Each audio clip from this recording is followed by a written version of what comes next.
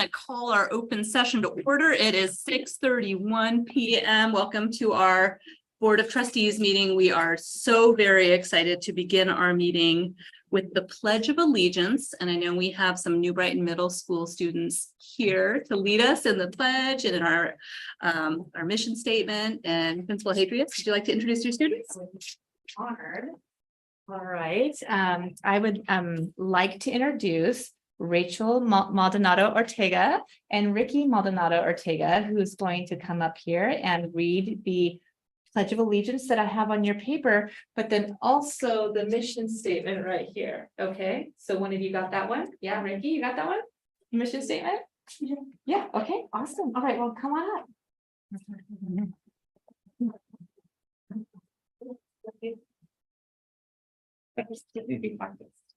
Okay, please stand.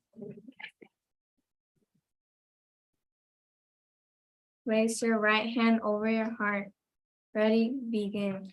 I pledge allegiance to the flag of the United States of America and to the republic for which it stands, one nation, under God, indivisible, with liberty and justice for all. Ricky, would you mind reading the mission statement right there? Staff, students, parents, and the community help ensure that each children develops the skills and character necessary for a lifelong achievement and responsible citizenship in a diverse world. Thank you.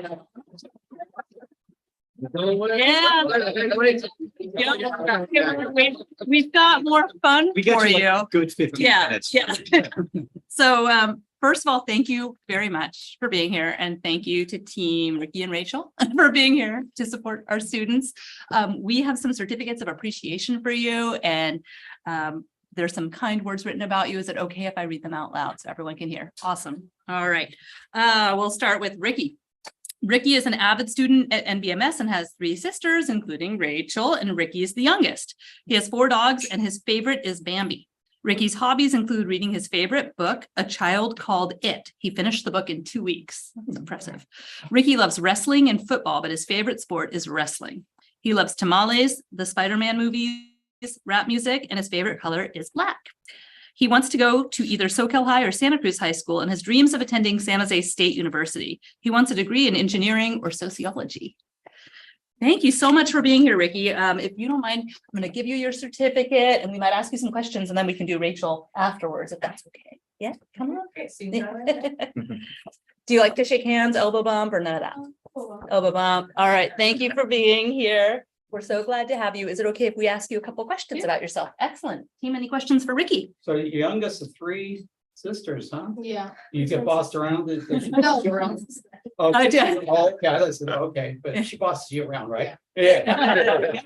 She looks like she's the boss. So you like wrestling? Yeah. Anyway, are you wrestling right now? Well, I'm waiting for 3rd quarter.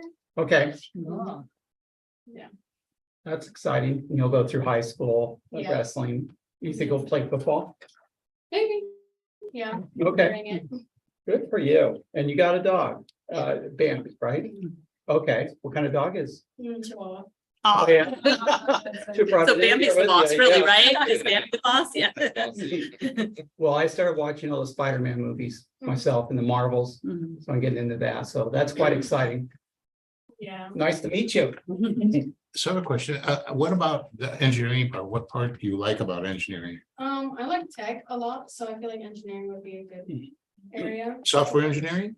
Yeah. Okay, Yeah. all right. Do you do any coding? I was trying to start, but I still have to look for programs. Okay. Yeah. All right. And once you graduate with your engineering degree, you're going to come back here, right? And be a successful businessman and help our community, right? I was interested in you were interested in sociology. How did you even learn about that in middle school? Cultures and people? Well, it was psychology, but Oh, psychology. yeah. Oh, like That's fine. yeah. Tell me how you got into that. My sister's doing psychology, and I feel like learning about mental health is really important. Yeah. Yes, for people. Wow, that's really cool. Right on. Yeah, that's neat. Oh, well, thank you so much for being here, answering our Yeah. questions. We'll put Rachel on the spot next. If that's oh, and by the way, we've got little, we have little token thank you gifts. If you'd like to pick out a journal or any of these fun things, please do help yourself. And yeah, please help yourself. And then I'm going to read about Rachel, if that's okay with you, Rachel. All right. Yes. No, we're gonna do a lot of clapping. Rachel is an honor roll avid student at NBMS and has 2 sisters and a brother, Ricky. She has 4 dogs and her favorite is it Mila or Mila? Mila. Mila. Rachel enjoys riding her bike and listening to music. Her favorite sports are flag football and soccer, and she hopes to play for both teams at NBMS this year. After Rachel graduates high school, she hopes to go to San Jose State University. Her future dreams include getting a really good job so she can buy her parents a house. Her favorite team is the 49ers. She loves movies and tortas, and her favorite color is purple. Thank you so much, Rachel. Happy to present your certificate, elbow, hand. All right, nice. Thank you so much for being here. Please pick something up yourself. And is it okay if we ask you a couple of questions? All right. Team, any questions for Rachel? Start. Yeah. You know what I'll ask. Well, Mila, kind of dog is Mila. American Bulldog Okay, full breed or? and mix? Pitbull. Okay, Yeah. all right. Wow, good dog. And you like flag football? Yeah, Oh, I that's used to play it a lot with my friends. yeah. How did you get into that? My friend, he showed me Oh, how to nice. play. I think they just started a team up at the high school. Yeah. Yeah. Yeah. Up with flag football. Yeah. How is it living with such a big family? Do you find that you have time to have some Mila time? Or is it mostly just you battling with the brothers and sisters? How was my dog? I love it. One thing Yeah. that really captured my heart was when you said that you wanted to make a lot of money so you could buy a house for your parents. Yeah. Would you please meet with my 2 boys and have a real conversation with them about what's important in life? That'd be great. Congratulations. So is it taking care of 4 dogs? Is that a lot of work? I'm the Yeah. ask pick up their like food and all. Yeah. And they want attention, right? And walk them. Mhm. Oh, that's good. So let me ask you another question. So do you like running? Kind of, yes. Yeah, it's something from the sports. Yeah. Try basketball. I have tried. Oh, okay, good. Well, congratulations. Yeah, Thank you. thank you for being here. I just have one question. What do you like about Avid? Curious about your I Avid love experience. Mr. Z, Yeah. Tutorials. Uh-huh. Because it teaches us more about the homework and what we should do. Uh-huh. And for quizzes. Yeah. And I like how Mr. B lets us do homework for like 15 minutes. Mhm. So we can get some homework in and get better grades. Nice. I hear so many good things about it, but it's great to hear directly from a student about how it's helping. So thank you. Well, unless we have any other questions, thank you so much for being here. Thanks for taking time out of your evening. Thank you to the cheering squad. So happy to have you. Thanks for making our night. Yeah, if it's, is it Can okay? I just thank publicly to Manny Castro Campus Supervisor course. and Allison Watkins. Yeah. our curriculum advisor, Yeah. who came here tonight to Please. support our students. Thank you very much for being here. Yeah. If anyone would like to join us for a picture, if it's okay, if we take your picture, we love to honor our students by taking a picture together. And again, if any family, friends, new writing staff would like to join us. And look over here. Come on up, There you go. if you're up for it. Yeah, get it. Yeah. Thank you. Yeah. There you go. Do whatever Jen says. We're gonna squeeze. Yeah.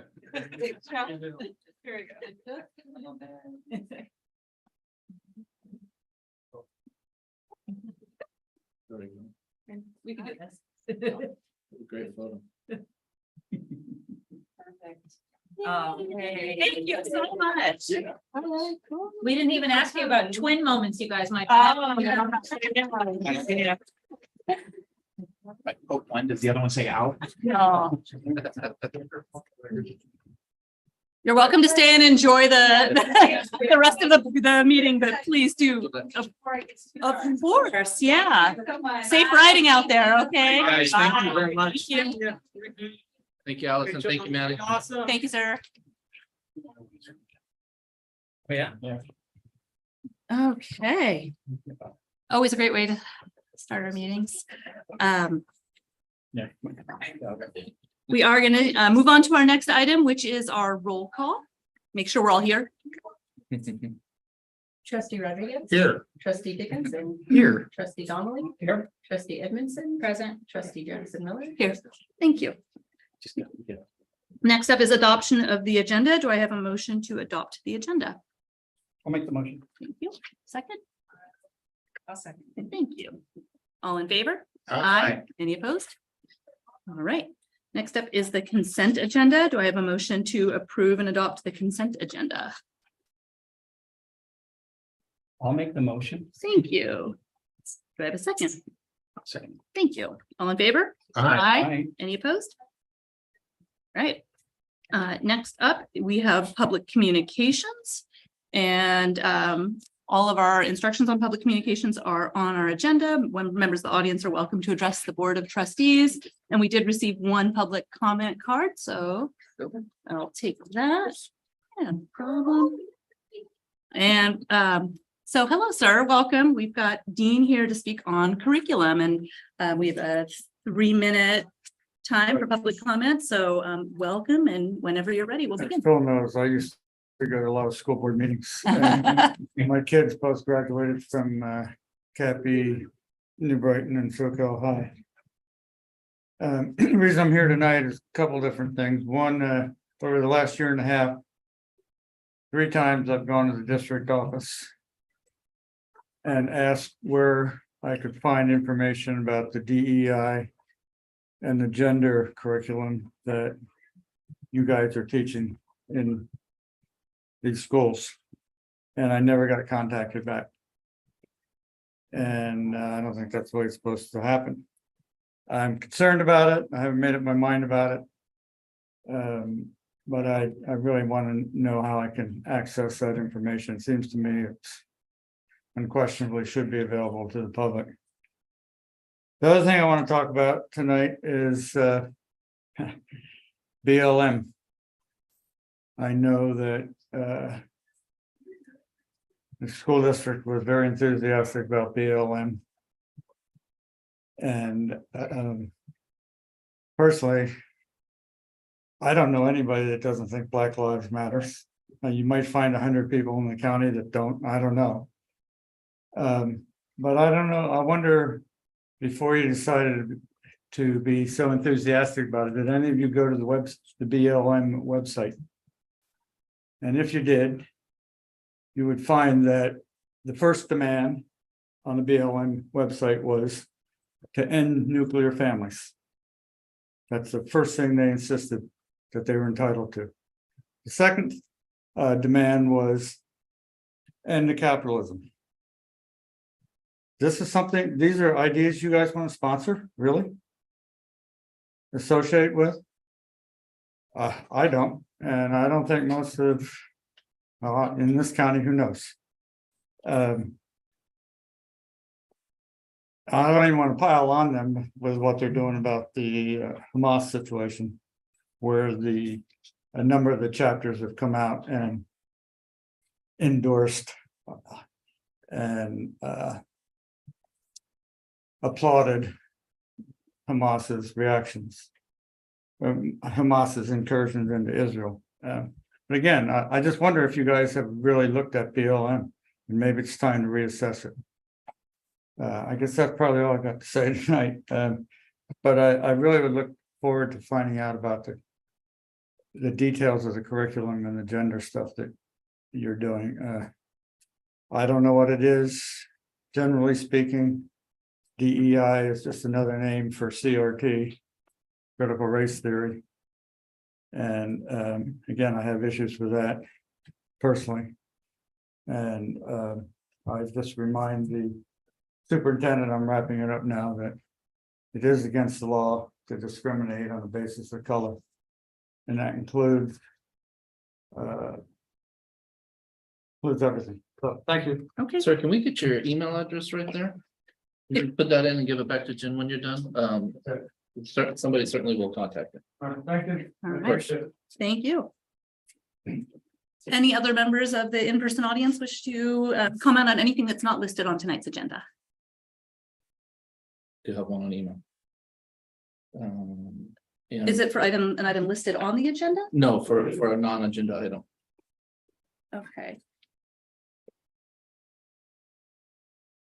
I believe that That's right. email I'm sorry. comments, yeah, so public Erica. communications on non-agendized audit Be read by the items board. are read by the board, but not read aloud Thank you. per our agenda. No problem. So just for clarifying, people are always welcome to email the board before the meeting. The board will read those emails.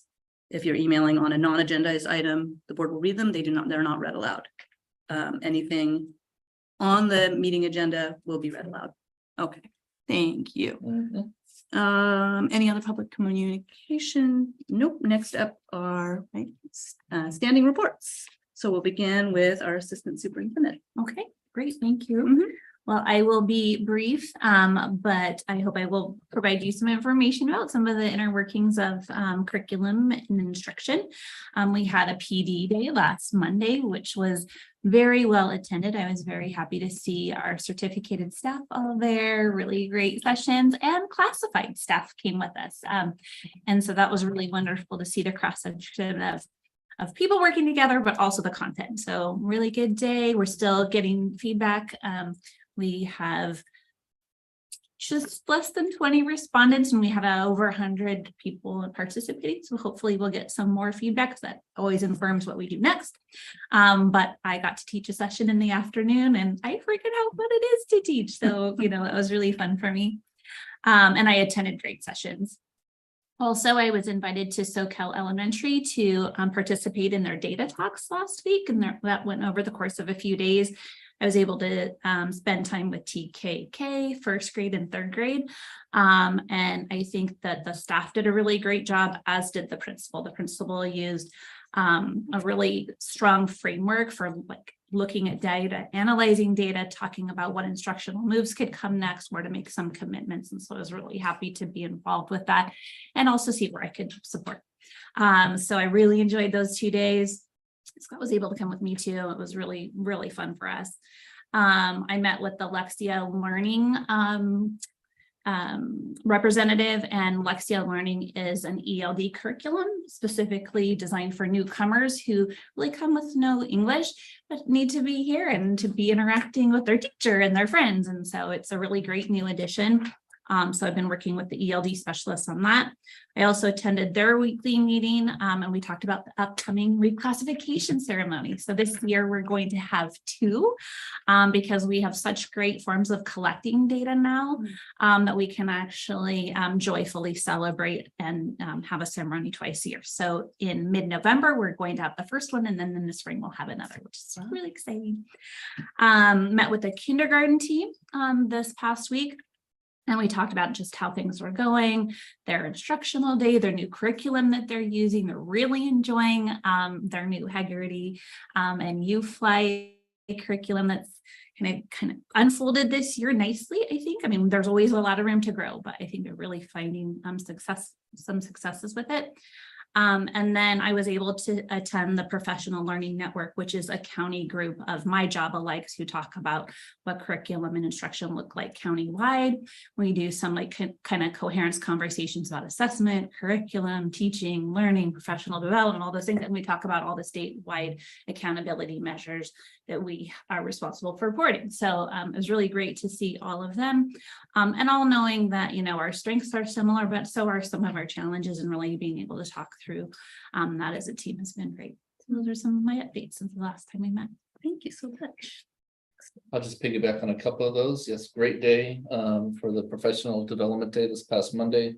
Kudos to you, Jessica, and to Chris, and everybody who had a hand in putting that day together, and from the engagement of all of our staff who attended.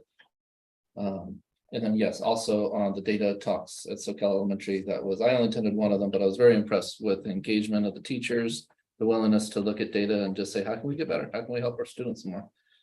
So it's nice to have that data and nice to have people that are professional and willing to engage in that discussion. Also, had a good meeting with those folks from SEA who stayed after the professional development day after they had their meeting, and we had our monthly superintendent and SEA meeting to chat about what's going well in the district and what could be improved. I always appreciate that structure. Enjoyed attending the CSBA Roadshow with Amanda, Kelly, Robert, and Phil over at the County Office of Education, and lots of attendees from around the county, hearing about all the good work that CSBA is doing, advocating on behalf of K-12 education across the state. Looking at a few things coming forward, we have tomorrow the Great California Shakeout, which is on 10/19 at 10/19 tomorrow. We'll be joining like 10 million Californians engaging in the Great California Shakeout with our earthquake drills. On Friday, October 27th, we will have the Flip the Switch event at Santa Cruz Gardens, celebrating the district's commitment to renewable energy with our solar panels. And it's a super place, mindfully chosen at Santa Cruz Gardens because, of course, with the SAGE focus there, it is a perfect fit with renewable energy and environmental literacy and all the great work that those folks do with the SAGE program.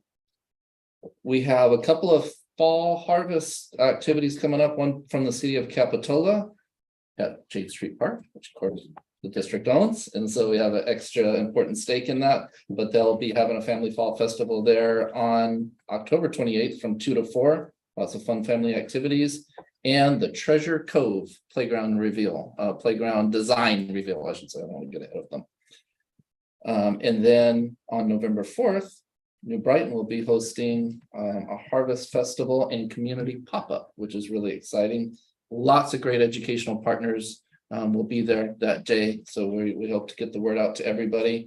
And amongst many other things, one focus of the day is to distribute Narcan to as many community members that wish to take it, because we know with the opioid crisis that getting that in more hands could literally save a life. Looking forward to negotiations with both associations, SEA tomorrow and CSEA on Friday. And then I am just so excited that the consent agenda is passed, because that means we officially have a chief business official. Allison Warner will be returning, I say returning home to our district to lead the business department, and I couldn't be more excited. Thank you. Right. Thank you. Quite an update. Yeah. All good news. Next up is items from CSEA. Linda Gow. I'm Linda Cow. I'm at New Brighton Middle School. I'm the office manager. I'm going on my 20th year with Socal Elementary. I really enjoy working, obviously, because I've been here for years. So I'm representing CSEA, and I know we're looking forward to our negotiations on Friday with Enrique and Mr. Turnbull.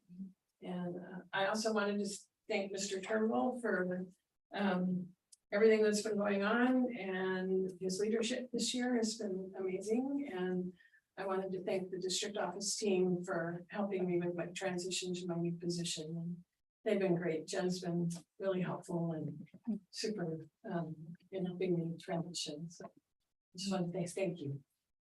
Thank you. Excellent. Next up is SEA. All right, well, I have a little bit to say here. Yeah. New Brighton celebrates the fact that they have 7 English learners reclassifying right now, which is pretty wonderful. Also, more than ever, students are enrolling in 0 period PE in order to take 2 electives, demonstrating an impressive degree of motivation. Finally, multiple 6th graders are now taking advanced band class. So New Brighton feels fortunate to be able to offer this opportunity. Main Street School is showing their commitment against bullying by having Spirit Week. Staff and students have been showing up in cowboy attire, Hawaiian theme outfits, sports gear, and more as a way to show their unity to the community. Mandy Lopez, Heather Springy, and Counselor Betsy Crawford in particular have been coordinating the student leaders and follow-up lessons on the theme of anti-bullying and showing empathy. Main Street is looking forward to their fall festival on October 27th, Friday. The Israeli-Palestinian conflict hit home for Opal Cliffs, as one of their students has family in the region. Opal Cliff is keeping this family in their thoughts and is wishing for peace for everyone. They've also recently been able to enroll an additional student and have had interest in having it at second student enroll, so that's exciting news for Opal Cliffs. At SoCal, the 4th and 5th grade classes are doing their PBL training. They also finished their first data cycle and gathered a lot of helpful data to guide instruction and create support systems. In their ELOP, SoCal has 22 clubs serving 260 children. They have 50 kids on the wait list, and they're hoping to open more clubs if they get more funding. Many of the staff want to teach more days, but they had to cut hours because they used up all the funding. At Santa Cruz Gardens, we enjoyed some great assemblies. Last week, a parent shared amazing dahlias and taught the students about its growth cycle. This week, author Ryan T. Higgins brought his book, Bruce and the Legend of Soggy Hollow, to life for the lower grades. Several teachers are implementing FOSS science kits with the help of parents for prep. Several staff are participating in the Teacher Institute for Sustainability through the County Office of Education and planning projects that address environmental issues. And we're looking forward to our Fall Festival this Saturday, October 22nd, which no longer has a dump tank. Somebody did tweet. I listen to everybody. I do also want to add that I'm very excited that Witch and I will be attending the LGBTQ California Teachers Association Conference at the end of this month in Palm Springs. It's my first CTA conference since my 27th year of teaching. Wow. Thank you so much. Excellent.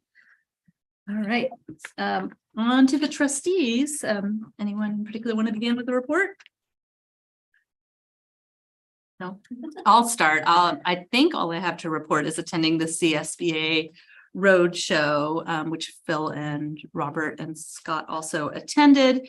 So CSBA is California School Boards Association, so a group of folks on school boards throughout California. Almost every single district in the state partner is a CSBA member. So it's nice that they bring this event to the counties. They haven't done it in a long time, especially in person. And it's yet another one of those opportunities to learn in an interactive way that Zoom doesn't quite replicate. So they came to the COE, and we had administrators and school board members from throughout the county, and also San Benito County, and I think also some folks from Monterey County. So it's kind of a regional thing. They had folks there speaking on recent legislation, since the window just closed for the governor to sign off on legislation last Friday. So they talked about some bills that they'd successfully advocated for, some things that were still pending. They talked about budget issues and a very brief little refresher on Brown Act issues, and some updates on remote meetings and rules around that. So those were some of the helpful things we learned about, but also just getting the opportunity to meet and connect with folks from other districts and talk about opportunities to collaborate was really meaningful. So that's my report. Anyone else? I appreciate you going to see it. I thought it was a great conference. It was a lot of fun. I appreciate the detail you put into that too. I believe I saw a note the other day that they passed 5, the governor signed 5 of the bills that they were advocating for. So sounds like their efforts were pretty successful, which is nice for us and the teachers and the school district. So great. Yeah, thank you. And so I also attended, and what was good about that is that we got to see some new faces from CSBA. Some staff changed. And as Amanda mentioned, we had our colleagues from other counties here, including Monterey. From Monterey was Dr. Betty Lusk, and she's been the board member down there forever. I met her through the delegate assembly. So it was really fortunate for our region to have her here, because Betty is the president-elect of CSBA. So in another year, she'll be running the whole thing. All right, thank you. Anyone else? I don't have anything to report. Thank you. I have. But Ted, I Yeah, think the we have art- new art on yeah, the wall. Ted yeah. always draws our eye to Now, appreciate the art. Who's this? It is not against that. Yeah, now who is this? This is the children's interpretation of Dolores Flip. Wow, That's beautiful. They Okay. learned during Latino Heritage Month who she is and what she did. Well, who she is continues being what she did. Yeah. Yeah. No, I always love I like the artwork Yeah. on the wall. I mean, I like just plastered the walls with the kids' artwork. And then on the Friday update about J Street Park and our sign that's going to be put out there. It's great. I just wish Soquel Elementary School District was huge. Thought about making a little. And I Huge hope if they're happy, some of the small if past they're not. past board members have seen this, that, there was some beef with the city of Capitola years ago. So hopefully they see this and they like it. Oh, yeah. Send them an Talked to invite. one former one who this building may be named after. That project of a Yeah. certain Sandy Wallace. Yeah. Excellent. All right. That's it. Thank you all very much. All right, we are going to move on to our first presentation. Very, very exciting. We have our presentation regarding child nutrition services. Yes, we have just been so thrilled since Amanda Timar has joined our district and taken the lead over at Child Nutrition Services. We have heard so many good reports from students and staff as well. And that's been a remarkable part too, because of course it focuses on students, but many staff have commented on how excited they are about all the new offerings. We just couldn't be happier. And so it is with all of that I introduce Amanda, and she's going to tell us what's going on with Child Nutrition Services. Great, thank you for the introduction. Of course. So yes, my name's Amanda Timar and I'm the Child Nutrition Services Supervisor. There we go. Let's see. There we go. Okay. Some child nutrition services, facts and figures. We have 3 elementary site kitchens. We have 1 middle school central kitchen. We have 10 CNS employees. We serve 1,350 meals a day. Wow. We have 2 tons of food delivered weekly, and we serve 2,400 cartons of milk weekly. So it's a big operation Mhm. for 10 employees. And this is our website. And so parents can access our menus from this website. And then also we have information about nutrition and fitness. And all the school websites have a connection to our website. Okay. So this is an overall snapshot of our meal service. Our district serves 600 meals, 600 breakfasts a day, and 750 lunches a day. So 38% of all of our students participate in breakfast and 48% of all of our students participate in lunch. And then I have a breakdown per site.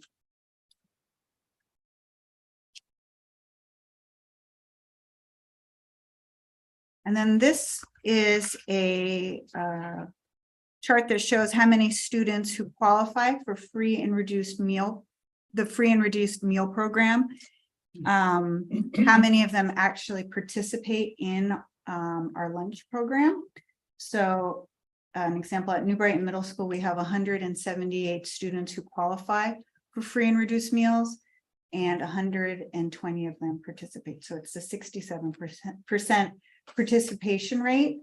And in order to be eligible for free and reduced meals, you're eligible under direct certification, or your family fills out an application. And if a family of 4 makes under $55,000 a year, then you qualify. So of course, my goal, I'd love that to be 100%. So that's really something that I'm going to focus on this year. Our program is funded. This is how our program is funded. The National School Lunch Federal Program provides a per meal cash reimbursement to schools that provide meals to students who qualify for free and reduced meals. And then California state funding pays per meal cash reimbursement for the students who don't qualify for free and reduced meals. And this means it's a combination of federal and state funding. All of our meals are reimbursed, so all students can eat for free. And then that's our reimbursement rate for breakfast and lunch. And then we also receive USDA entitlement dollars from the federal government, and it's calculated at 30 cents a lunch for all the lunches you served the year prior. So I received $41,000 of entitlement funds this year. And you can, it's almost kind of like monopoly money, then you spend it with the federal government, so it's not real money, but it's still fun to spend. Coupons. Yeah, exactly. And the benefits of the National School Breakfast and Lunch Program. It's a program that's carefully designed to meet the specific nutritional needs of students by limiting fat, salt, sugar, and increasing vitamins and minerals, whole grains, fruits, and vegetables served. Our school meals are healthy and nutritious. And in addition to helping students become healthier, these nutritious meals have also been shown to improve students' social behaviors, academic performance, and overall cognitive development. Maybe Captain Crunch did it to you. Right. And then this is a summary of the USDA meal pattern that I follow. And I use I put in all of our ingredients, recipes, and then meals that we serve. And then I have a computer program that tells me to make sure that I comply with all the requirements.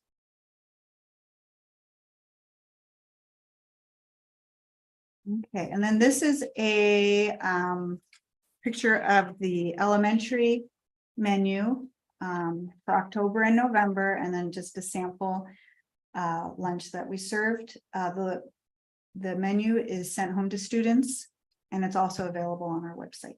So they get 2 mini cheeseburgers. Yeah. Oh, man, I'm And hungry. like- That looks really good. And then here's just another elementary lunch, turkey and cheese croissant sandwich, and then with the fruit, vegetable, milk, and some salad dressing. And then this is a list of our elementary lunch entrees that I currently have on our cycle menu. And I'm always trying to add new entrees. I'm going to a conference next week, so I'll be sampling a lot of different things. Yeah. Now, the salad, You want company? the salad on the previous page is in a container. Did the staff make the salad themselves? Yeah, so Okay. that's what we've ended up doing on the salad bar is kind of pre-packaging things. A lot of the lunchtime meal service times are compressed a little bit, so the kids don't have time to really scoop things. So it's easier if they can just grab and go. So that's what our staff has been doing. And then these are some of the salad bar choices that we have. So we try to get fruits and vegetables that are in season. And then we're also starting to offer some kind of more composed salads. And we have hummus. And so we have a roasted veggies and a pasta salad and an edamame and carrot salad and a 3-bean salad. That salad bar choices, it's got to be, it's huge. Yeah. It's more than Harpo's. Yeah, yeah. It's not all at once, but yeah, so these are I things mean, that I would rotate. stand there and stare and go, Yeah. okay. That's great. Yeah. And then this is our menu for New Brighton Middle School, the Viking Cafe, and that's where the central kitchen is located. So we have a lot of different options. And I'm trying to increase the number of vegetarian and gluten-free options at the middle school. They have at the elementary school, they don't have a choice. I mean, if you're vegetarian, there's a vegetarian option, but there's only one choice. But at the Viking Cafe, you get many choices. Asian noodle salad is the best. It's There you very go with popular. That is my favorite. Yeah. And then here are just a few other things. We have a pupusa, and then we have a cheeseburger and a veggie burger. And I've been trying to do, this is at the middle school, and then a hamburger fixings bar so the kids can add toppings to their hamburgers. And then here are some of the favorite entrees that we serve at the Viking Cafe. So they've been a lot of fun to feed. Just some more things, turkey croissant sandwich, tofu teriyaki, and we have these carnitas soft tacos this week. We served them last year and they were really popular, and we served them again this year and they are still popular, so that's good. And then for breakfast, one of the options is a parfait, and then we also serve chocolate chip cookies out of our snack shack, and all of the snacks and drinks that we serve are smart snack compliant.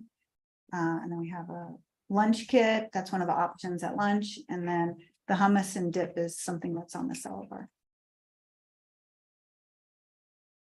There's a chicken Caesar salad and the Chipotle chicken salad, that's at New Brighton. And the salads are really popular, and there's that Asian chicken noodle salad. And then a new recipe is this lasagna with beef sauce. That was popular. I think I served it in September, it was too hot, so we have to do it again. And then at all of our sites, we serve Domino's pizza. It's a special pizza that has whole grain crust, low fat cheese, and low sodium cheese and low sodium toppings. And then these are example of samples that I served at New Brighton Middle School. We had a chana masala and then an overnight oats. And the overnight oats were really popular, and I ended up putting them on the menu. So. And what's happening now and plans for the future. So I'm always trying to put on new main entrees and develop recipes, especially vegetarian, vegan, and gluten-free offerings. The taste testing seem to be very popular and getting feedback from student surveys. I'd like to expand our Harvest of the Month program. I've been working with the garden coordinators to see if we can kind of connect. And decrease sugar by offering chocolate milk and juice less often. We're now offering chocolate milk 2 days a week and juice just 1 day a week. And we're purchasing equipment to increase healthy choice offerings and scratch cooking. We bought all new salad bars for all of our sites this year, and we have plans to get a new oven at one of the sites that doesn't have an oven, so they can start doing more scratch cooking. And we are always trying to decrease food waste, collect food scraps, and implement, and we're going to be implementing an edible food recovery program. And I think that's it. And I actually brought some samples of food. So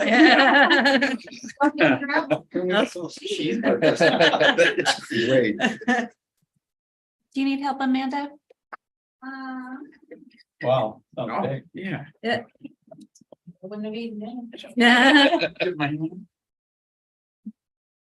Thank you. I'll say Amanda's been a great addition all the way around, so like administrative council, like even beyond, doing what she does with food and nutrition services. And Very focused on are way more excited about him. Right? I was expanding, I was like, it's Molly. And then doing that one next month. You'd be doing the same thing with the previous. Right. Yeah. It's decreasing food waste. I'm just upset with the Salisbury steak. I noticed Bosco sticks are still on the menu though, because Bosco sticks, that's just a classic. Never. I don't know. Up in here. Like I can take myself all the way back to the 80s with the Bosco sticks. Okay. Oh, my goodness. Possibly a pomegranate. Oh, I think I'm gonna do the pomegranate. Like it's a garlic stick, like a breadstick with cheese on the inside. Yeah. She's gonna like them. And then usually you get like little marinara dipping sauce. Yeah. Thank you. Hit me with a green. Oh, none for me, thanks, but I'll pass them on down. I'm good. I was just gonna get some. Which one, pomegranate? Sure. No, It's like, it's no, I'm like, good. yeah, I don't know. This feels so great. Yeah. Like, to be served food. Maybe This is Wednesday very nice. we'll have the edible food recovery. I Whatever tried, that is. they did a sample one day of their vegetarian chili. And Pam and I were walking by because we were getting our soy noodle salads. Yeah, And I will tell you, it was so good. And I was like, this is so fantastic. Kids get to try this stuff for free. They're like, oh, we do this all the time. I'm like, great, I know. When I was a kid, we had this great drinking fountain. Amazing. It was the. If the snack line shack. didn't get, if the line wasn't too long in the building. Right. It was cleaned at least once a month.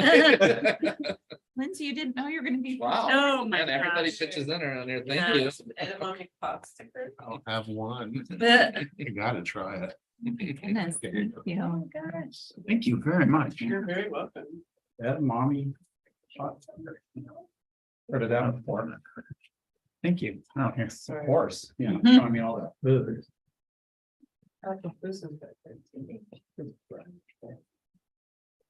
Yay. Yeah. Exactly. Amanda, you coming back next month? I was gonna say either. What you needed? Oh, sure. How about a chicken tamale?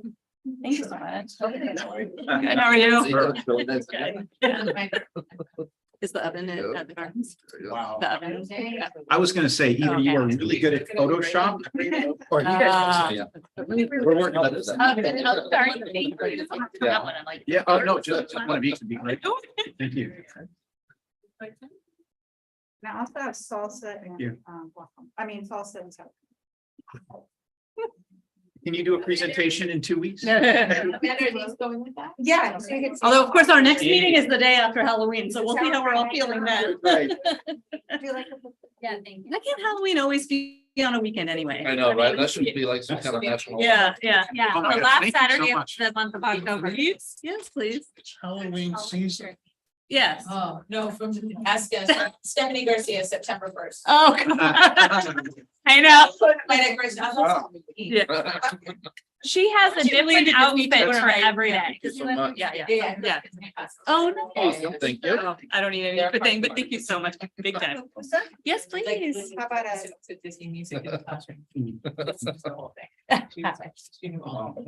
Yes, of course. Please and thank you. All right, I will. Very exciting. Thank you so much. Wow. Take it home breakfast. Thank you. so much. Take a thought on this good to me. Thank you. Fantastic. It's, oh, wow. Did everyone else got some good? Nice. Nice. Wow.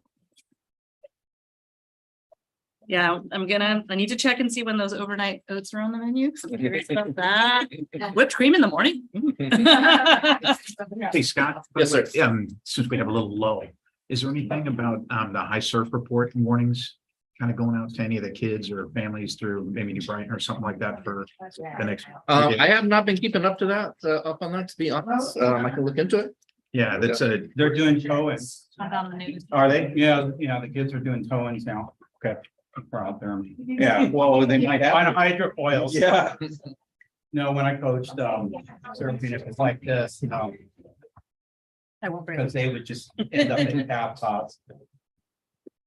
Well, Yeah. I So was gonna show you Lynn. I know they're on McCall high alert for makes a couple of these, days. And they're little stress, Oh, big. like help. fidgets, and she makes Oh, them, was she it? gives Oh, this them to afternoon, kids who yeah. need to Right. hold them. I was She fine. gave me one. Isn't that cute? I wanted to say it while she was here. Yeah, so cute. These are also. I think in cookies that we 2020, serve at, I got Yeah. You just give her a sewing machine, a Yeah, little bit of yeah, fabric and you yeah. get it, you know. There's a chocolate milk there. These are made with full grain. Oh, thank you. Wow, you really pulling out all the Yeah. stuff. It's a, yeah, the whole thing. Very grateful. Yeah. Very grateful. That's right. Wow. It's a great negotiation. too. Wow. It's gonna take us forever. Don't you? Yeah. I know, I'm gonna leave the cookie in my car and then tomorrow morning when I get to the car, I'm gonna be like, morning. That's gonna be a really great start to Thursday. I can't leave anything in my car. The mice can't have found anything No, in my I- car. We have a little machine put on Still on at the inside of the hood that gives off a signal. Yeah, like, my neighbors have one of those. Oh, sticky. Mountain living. The best. Well, if anyone's following along, thank you for your patience for Great. our you YouTube viewers, but we will move along in a minute. I think the way it works, Scott, though, is if you want to, you want to check in, right? You have to check in the office first. There you go. It's too bad our visitors don't have smell-o-vision.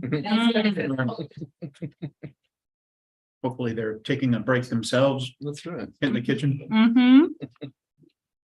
because this is riveting. Thank you, TV. Amanda. But I have, just like our LCAP bites, I think we need a CNS bite. This one's literal. I'm thinking seat at the table. This is very Couple delicious. questions. Yes. All right, so what time do you guys start working on all this? Our first employee arrives at 5:30 Okay, in the morning, yeah. and then on equipment, is it? Question, is it better to buy the pieces or make them yourself? That's something I'm going to be investigating. I think at the elementary schools, it's just hard. The numbers are really high, like at the elementary schools, it's 220 slices of pizza Wow. at one site. So it's a lot for one person to make. And so it's ended up, so Kathy was the one who brought in Domino's. And so I think we're gonna, once we get an oven though at every site, I might reevaluate it. And New Brighton Middle School also, we had some leftover pizzas and we served them and the kids really liked the pizzas we made. So, but it's hard, our numbers are so high, sometimes it's hard to just have enough space to cook that many, because it's, I think we get 12, maybe 14 pizzas delivered a day. And we serve about, it's close to 400 meals, so. Yeah. Yeah, Okay. so, yeah, it's one of those things, but it's still, we're gonna investigate. And they have those conveyor belt ovens, right? The 500-degree ones. Oh, yeah, we don't have them, but yeah, I don't know, yeah, and sometimes I think they leave them in there too long. Thank you. Yeah. Can I ask a question? Yeah, I mean, usually do the board first and then we go out. Is that okay? I'll just see if they have any and then we're gonna come out on out. Any other questions from the board, comments? I'm just kind of curious, why are there more lunches served than breakfasts? I think it's just I don't know, maybe more parents pack snacks and they don't pack lunches. I think sometimes that happens. Or- eat the snacks first thing. Yeah, or like, so they don't have to go in and get a snack if their parent packed a snack. I don't know. But it's easy, like as a Yeah, it's parent, a like I make breakfast every morning. And then I don't have to worry about the kids' lunches. Yeah. You know, The line too, brunch is shorter. Yeah. Yeah, and I think sometimes well, so then I would think maybe there would be more kids at the line at brunch was shorter, but I don't know if the kids, The reverse. yeah. That brunch is The short. time. Oh, I'm sorry, the So waiting short, in yeah. line. Oh, To okay. get, They gotta run. Yeah. Yeah. And I think they end up wanting to play. And so Yeah. I've been trying to encourage, we're now open before school. So we sell, or we have these, we don't sell them, we give them these oatmeal breakfast bars.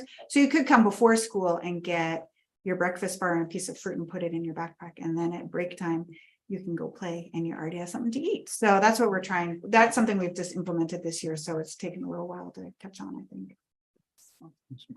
I just want to say that having you here has been so refreshing, your creativity. My daughter gets to school lunch and she comes home saying, wow, guess what I had? It was so good. Oh, And I hear that all the time, and the salad bar and the variety, the colors of you're really thinking creatively, and I'm thrilled. We're just thrilled to have you. Oh, good. That makes me really happy. Yeah. Where does your daughter go to school? New Brighton. Okay, yeah. Yeah. And I feel like we're really able Yeah. to shine at New Brighton. Yes. I wish it's a little bit more difficult at the elementary schools. I We wanted just, to ask about that. Like, what's the difference? Because I've heard at the elementary schools, it's a bit of there's maybe less choice. There's certain things that are more pre-made versus Yeah. New Brighton. So like, what's the situation there? yeah, and I've been trying to figure it out. I think it has to do with the amount of time it takes the kids to go through the line, because when they're little, it's hard, and so it takes a lot longer. So you can't have a choice because it takes forever. So they can only have one thing. So then that's what makes you a little bit sad. And then our kitchens there are just really small, Yeah. tiny, and we have small refrigerators, and our number, they were built for when they didn't serve so many kids, when it wasn't free for everybody. So wait, so like for example, an elementary school site like Santa Cruz Gardens, they make the food that is served at lunch. It's not like the central kitchen delivers food. Yeah. Oh. And so that's why I most of didn't the realize food that. is pre-made, and we've been trying to be like, even just this year we started making hamburgers at the central kitchen, homemade, Yeah. and then Oh. wrapping them up, and then they can reheat them there. So we're trying to do small things like that, so it's not Oh, prepackaged, but even then, we don't have a dedicated delivery driver. We don't have a really big freezer at New Brighton, so we can make these things, and then we have to store it. So the changes have been small and they've been kind of hard. Yeah. So yeah, so I really, elementary school is where I'm trying to figure out where I can make the best changes. But like we just started serving the tamale at the elementary school, and I'm trying to find more pre-made things that are really high quality. And the ingredient list is really short, and I feel like that's made a big difference. Like we're serving the pupusa, and yeah, so I've just been trying to kind of go that angle and then see if we can make some things at the central kitchen and send them. Like we tried a recipe for chili, so that's the next thing I'm going to try to do, because then we can make a big vat at the central kitchen and put it in hotel pans, and then have the kitchens, the elementary kitchens, heat up the hotel pan, scoop it. It's, you know, it's just a lot. Yeah, it's a lot because their numbers are high, Yeah, but yeah. So, you done? I lost my thought. You said- So at the gardens, I'm glad you brought that up. So they had a cooler, a refrigerator unit for the milk Mhm. that was in the big room Mhm. that was just insanely loud. Mhm. Did we replace that? you know, I don't think we did, but I'm actually going to be replacing one of the milk coolers at Santa Cruz Garden, so I'll make sure it's the one that's loud. Because they have two actually in Okay. the multipurpose room. And then that one time we talked talked about putting an addition on the back there of the kitchen outside and putting the coolers in there. Oh, at Santa Cruz Garden? Yeah, because the roof line comes out over a little bit, Mhm. like 3 or 4 feet. And so there's a protected area right outside the back door there. Yeah, yeah. Well, and Santa Cruz Gardens has one of the largest, I feel like if you could even remodel inside and end up taking things out that we have a counter that we don't use. Like if we wanted to make sure to put a Okay. refrigerator in there, I think that could be something that All right. would be good. Yeah, but like Main Street's kitchen is tiny. It's like Yeah. half the size of in there, and she serves on average like 150 lunches. Wow. Yeah, so. I remembered my question. You said there was a school that was getting an oven or didn't have an oven, or what was Yeah. that? So Main Street doesn't have an oven. They have something called a retherm oven. So it only goes up to like 300 degrees. So you can get it up to so it's just a reheating oven. So you can't really so when they serve chicken tenders, they're not really crispy. And I mean, they're up to temperature, but Yeah, they're yeah. not. Yeah. So we're trying to get an oven in there so she can serve the things that the other sites have. Yeah. So hopefully, I think that's in the works that maybe this year. So, I'm thinking of I feel like that there was money for redoing kitchens. That might be something that is more on our end or something, because it sounds like you would put good use to more facilities. Mhm. Yeah. yeah, and I think I have the funds to buy equipment. But it's just taking a little while to try to Yeah. find the right equipment. And then I had to see like Main Street doesn't have a hood. So I had to see if we could have an oven because it's electric. So you could have an oven without a hood. Or they have these like oven hood combination things. So it's just taken a little while to figure it out. But I think, and just figure out if we can fit it in there space wise. Yeah. Yeah, but I think that will be very exciting because if we are making things at the central kitchen and sending them to be reheated, it doesn't work very well in the retherm oven. We need a real oven to get big items up to temperature. Yeah. So do the sites have freezers? Yeah, they have freezers. And so we get our delivery once a week from our distributor. And we put it in our freezer, and then we kind of have to send it to them rolling because we can't send them all their stuff for a week or anything. They don't have anything. Right. Okay. So, but we have a good system. I had a question for you. First of all, I was just scrolling back to the very first slide, and then 10 staff, 1,350 meals served daily, like everything, all these moving parts, and then also planning for all of the upgrades and all of the changes. It's a big job, and thank you. Yeah. And we are hearing just wonderful things, and thank you very much for the delicious snacks. And you mentioned that, you know, you get samples to students and you've had surveys. So I'm just curious about student voice and how you're doing the surveys and like the responsiveness rate from the students and how that kind of informs your work. I did one survey last spring, and it was a breakfast survey, and I got a lot of feedback about like different, asking them what their favorite entree was, suggestions on what they would like. And so a lot of them said pancakes. So we ended up putting a pancake sausage sandwich on the menu and just getting, and overnight, but a lot of kids wanted more healthy options. So that's why we put the overnight oats. Oh, cool. And so that's been popular. And then I'd like to do, and we're doing more protein rich breakfast items. That's the other thing that they asked for. So we increase the number of like breakfast sandwiches, and every week we run out. They are loving them. So, and they're growing. So I need a lot of calories. That's food. great. Yeah. So, I was actually just talking to my cook because we give out it's like a whole grain donut. And on the same day that we have this breakfast sandwich that has a whole grain English muffin and egg and cheese and a circle of bacon. And we ran out of those way before the donuts. So, and before it was the opposite. Yeah, they like the sweet. So I feel like all of a sudden they're really, so I'm gonna have to find more better recipes. No, They like, very cool. Yeah. Thank you. I like to ask about the edible food recovery and what's that? So that is the new Senate bill. What is it? 1383.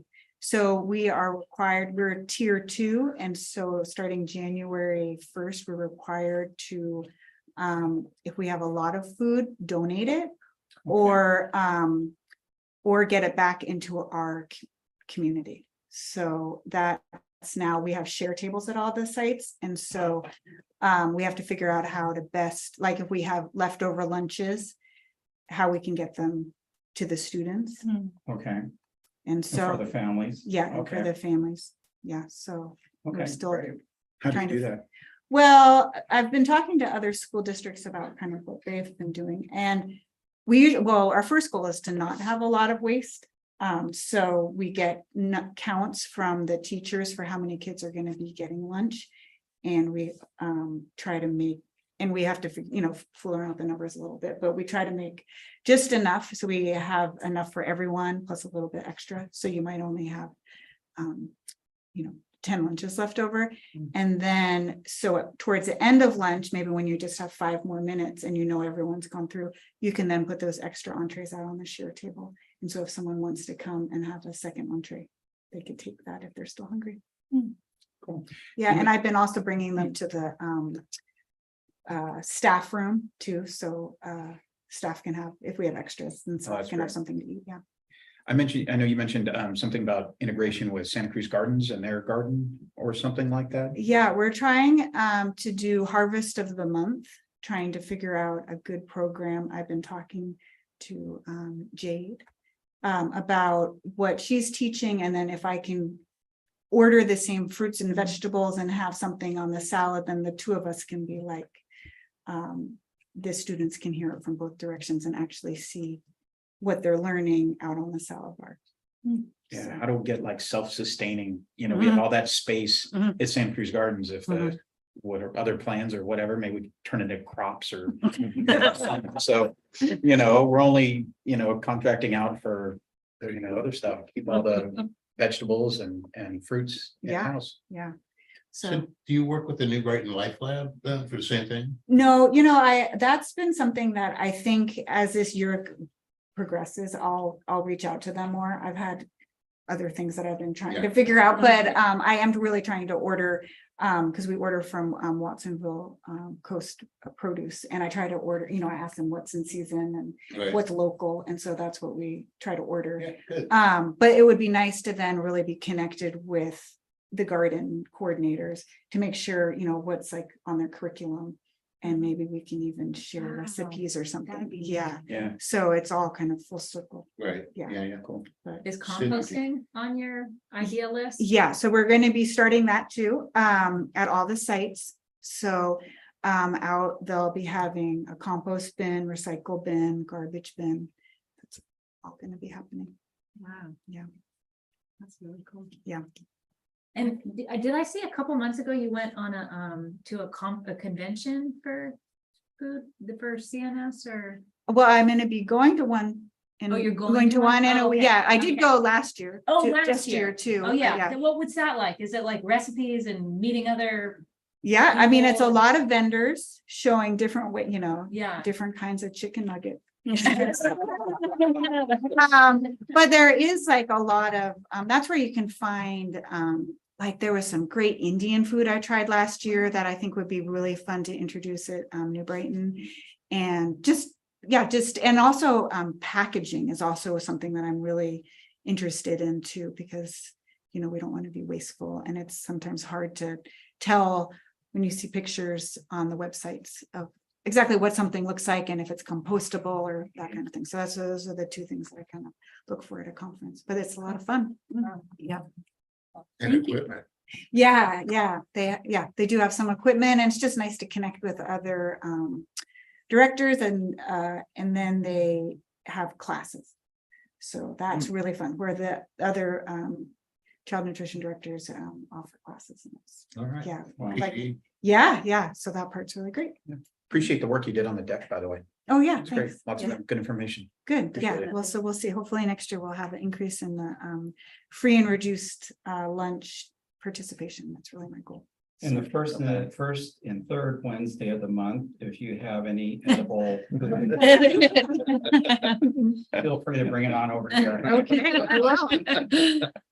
Thank you so much. Yeah. You can tell we're obviously really engaged and interested Yeah. in your work, and appreciate you very, very Yeah. much. I know we had folks in the audience who definitely want to, might have some questions or comments. So Ms. Monica, thank you. Hi, I'm Monica Nowdy, and I just want to thank you for all of your work. We're very excited about the new recipes and everything you're introducing. You'll be hearing more from me and other teachers from Santa Cruz Gardens with the Teacher Sustainability Institute through the County Office of Education, because we're doing some school lunch projects. So yeah, we're excited to collaborate with you. My question was just in regards to, I have some food insecure students, and they're just allowed to take 2 of the 3, like breakfast, snack, and lunch. They can only have 2 of the 3. So I'm wondering if that's a district policy or is that a federal policy? It's a federal policy. The breakfast is considered, we serve breakfast before school and at break. It's like the same meal, so you can only come to one of them. Okay.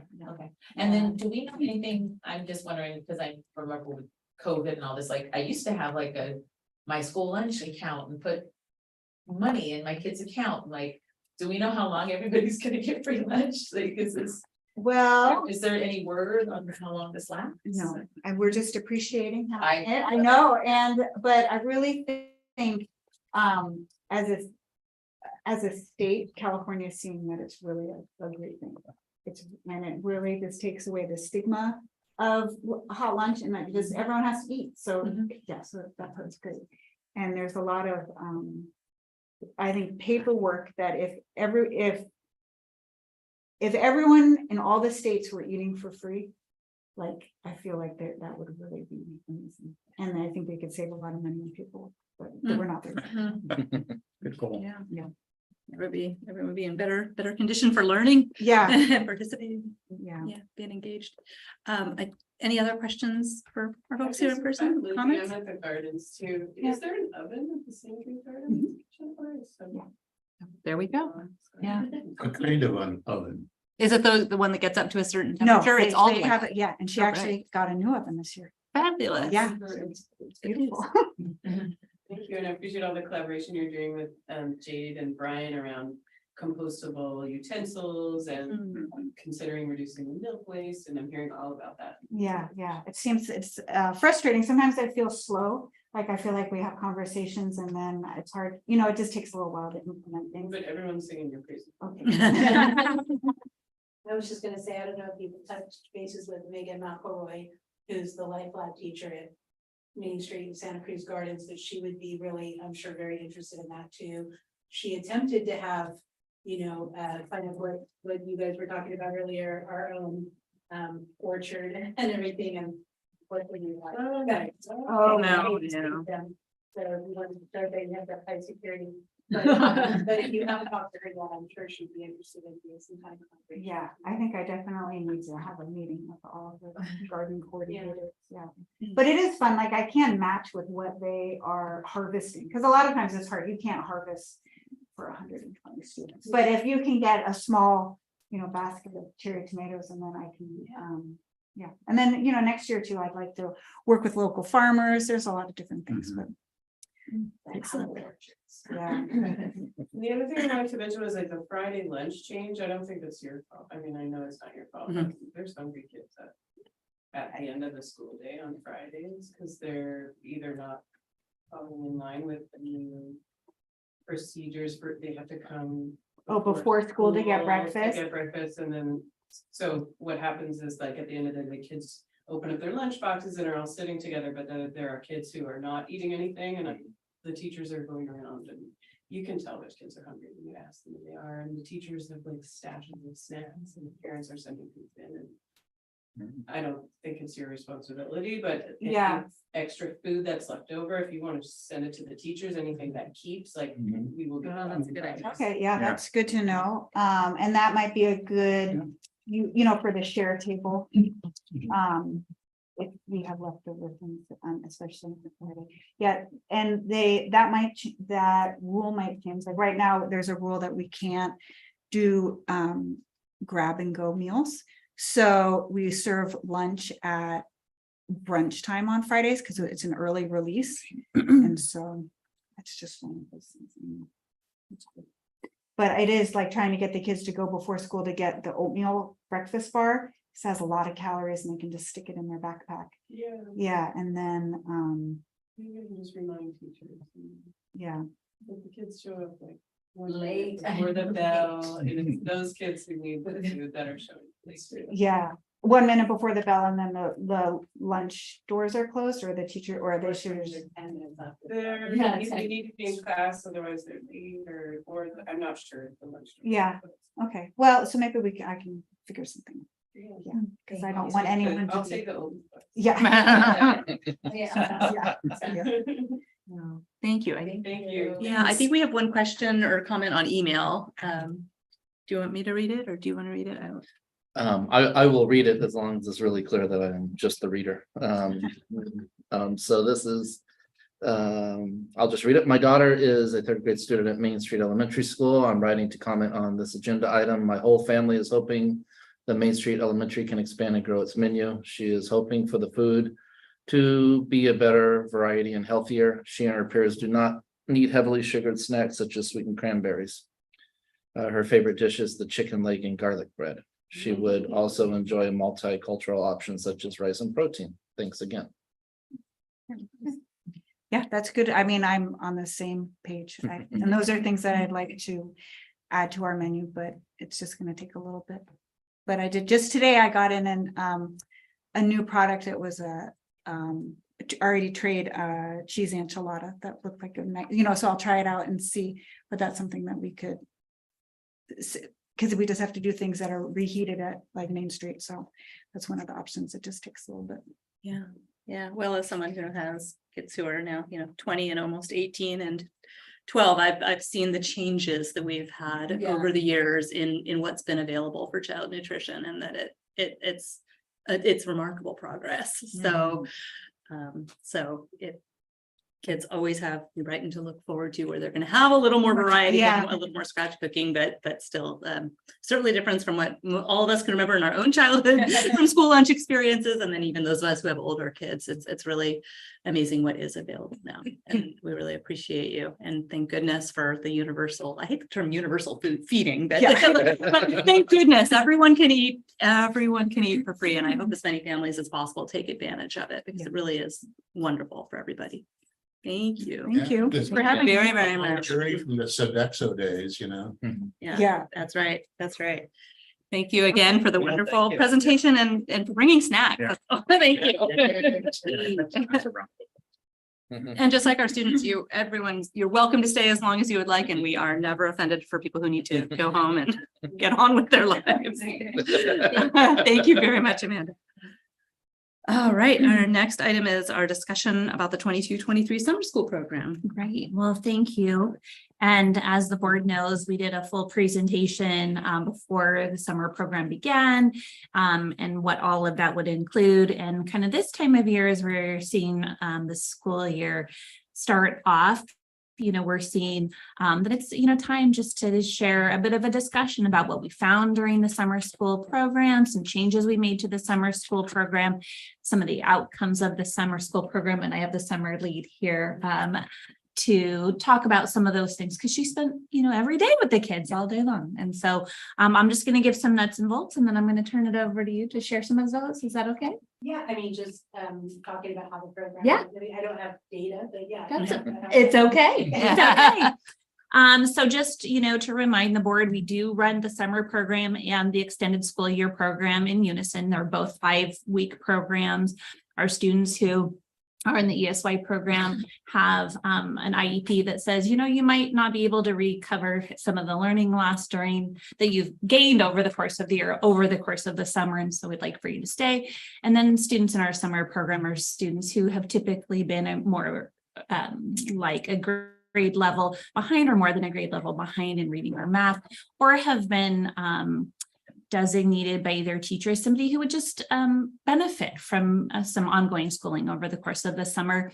And so we had a great summer school program this year. We had invited over 200 students to participate, and we had 149 students that did participate. And that was really exciting to see. They were all housed at New Brighton, and they were served by 34 of our staff members. So when you talk about an investment of a staff into the students in our district, that was truly evident in our summer program, and has kind of continued to be that way over the past several summers. We have also been super lucky to have the expanded learning opportunity grant funds that have poured into our school district through the course of the school year. We heard about some of those sessions, that are being offered at the schools through the 180 days that students are at school during the school year, but that money also finances and funds our summer school program. So we're able to keep some of that money to offer students some of the other things that we need to provide for them. So this year, a couple of the new additions where we had like a gateway to DLI. So they were students that were really, they were preschool to TK age students coming into summer school for the first time in a dual language immersion class that was taught by one of our district employees. And that was really exciting to see. And then we had students who were in their first year of DLI last year attend summer school, so they would have the gateway into their first grade program. Some of the outcomes of that we actually got to see in some of the data talks. Some of the students that are finding a lot of success in DLI in their kindergarten and first grade year are in our DLI class. And they were students who were participating in the summer program. And it wasn't a highly rigorous onboarding. It was really a lot of song, dance, movement. And it was a lot of, I would just say, a lot of fun. One of the other outcomes that we saw from summer school, and I was sharing it with Scott earlier today, was that many of our students came into the summer program because they were a year behind in reading, or a reading skill, mostly comprehension, especially in grades 2 and up through 8. What we found was in their beginning of year assessments this year, they did better in math. And we're like, what happened in math this summer? So the students really found their way over the course of their summer to find a more scholarly math attitude, it appears. And I'm not saying that's the variable. I'm just saying that's an interesting, an outcome.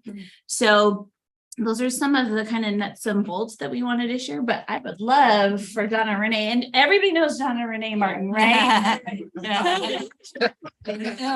We all want to. This was my second time being the summer school lead. And I have to say, my favorite thing about being the summer school lead is I get to go into all the classrooms over the course of the day, each day. I try to pop in everywhere, and I get to see what amazing teachers we really do have. I'm always really impressed even though I know them on a personal basis, I don't get the opportunity to go see them at work doing what they do. So it's really great for me to go see how amazing they are. We had, as Jessica said, we had a play-based DLI onboarding to DLI program that was run by Portland Beckman that was very popular. And Ashley Dolmo, and she shared it seems so long ago now, but didn't she share the DLI with? She shared the DLI with an out-of-district DLI Right. teacher from Santa Cruz City I Schools. can't remember her name now. I can't either, but it ended up that Ashley actually wanted to teach more of the weeks than she thought she could originally. Right, So yeah. it was only like maybe 1.5 weeks with our Yeah. partner teacher.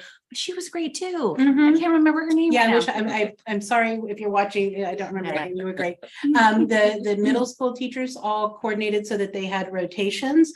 The 4th and 5th grade teachers collaborated so that they had rotations between them, so they were able to work in small groups. It was great that we had aides in every class, including Allison Watkins, who was here earlier, was one of the aides in one of the middle school classes. It really cut down the adult to student ratio. And for kids who are attending the summer school program, that's really important because that's why they're there, is they need more attention.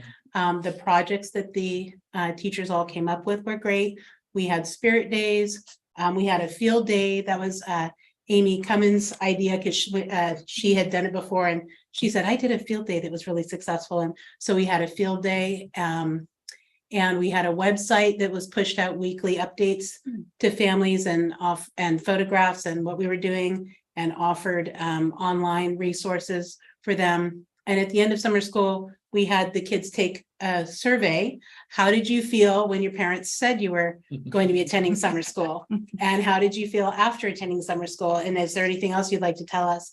And overwhelmingly, the students who might have not felt so great about hearing they were attending summer school, everybody overwhelmingly felt positive. The vast majority of them had a very positive attitude about summer school. There was only a few kids that were still a little like, meh, they didn't want to be there, but mostly they really liked it, and they ended up having a better time than they imagined that they would. Yeah. So yeah, and Stephanie Garcia was in the office, Vicky Grisham, Sama was there frequently, so they were all great to work with. Yes. And I just want to give Donna Renee kudos, because she is a well-oiled machine as a leader of summer programs. And when she says communication went out every week, it did. Resources went out to families every week. If things weren't going right, she was making sure they were going right. And if I wasn't in town, just like she was the first one to call, say like, okay, this is what's happening. So the kids and the staff were in really great hands. And I think the families felt very supported. So I have a really great program. And attendance was really good, which is not always, which summer school can be a little tricky because people want to go on vacation, and that happened, but the attendance was pretty consistent. So that was good. Yeah. Any questions for us? Did you guys collect any data about who attended summer school, or You mean as far as how jobs? many kind of subgroups of students, or? Yeah, we did keep all of the data. So we were actually looking at all the students today, and Stephanie and I were looking at every student, like in their iReady and their CASP. And that's how I was noticing this like really strange math correlation. The majority of our students were in two groups. They were either what would be considered our Title I students, which would be students who may have been identified. We don't identify students for Title I through how we get the funding for them. So that's always like something to always remind ourselves of. But it's really students who have not, through like traditional measures, met the bar of growth for their expected grade level. And so all of the students fell in that category. That's why they were there. From that, we had I think we had about 40% who were English learners, and about probably another additional 20 to 30% who were low SES. So when we look at those groups of students, that is what the Expanded Learning Opportunity Program grant funds are asking us to do, serve them first.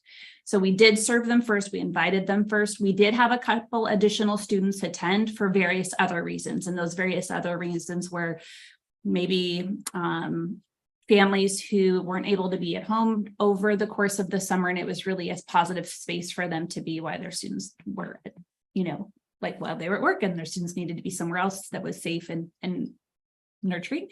But for the most part, the students who attended were selected by their teacher or by their administrator, were part of a marginalized group, or just hadn't been as successful as they could be during the course of the school year. So yeah, we have a lot of information on them. I like looking at each one of them individually. So like when I go in and I check on them, I'm looking at their picture, I'm looking at some of the data that stands behind them, but I'm also looking at some other things. So like if I go into their classroom and I recognize them, I'm kind of like observing, like, do they look like they have like efficacy in their work? Like, is there some positive like scholarly behavior that they're exhibiting? Or, is there something else that, we should know? And a lot of the students will come up in other systems that the school is already reinforcing through tiered systems of support. I would imagine that there's not one of them that is not part of that school system's, kind of tiered level support. So. And then I guess that's a future topic, but you're looking at data of like, kind of, like one reason a kid might go to summer school is that they need a place to be, but another reason might, to kind of boost certain academic areas. And I guess, do we look at that data or is that not really what summer schools?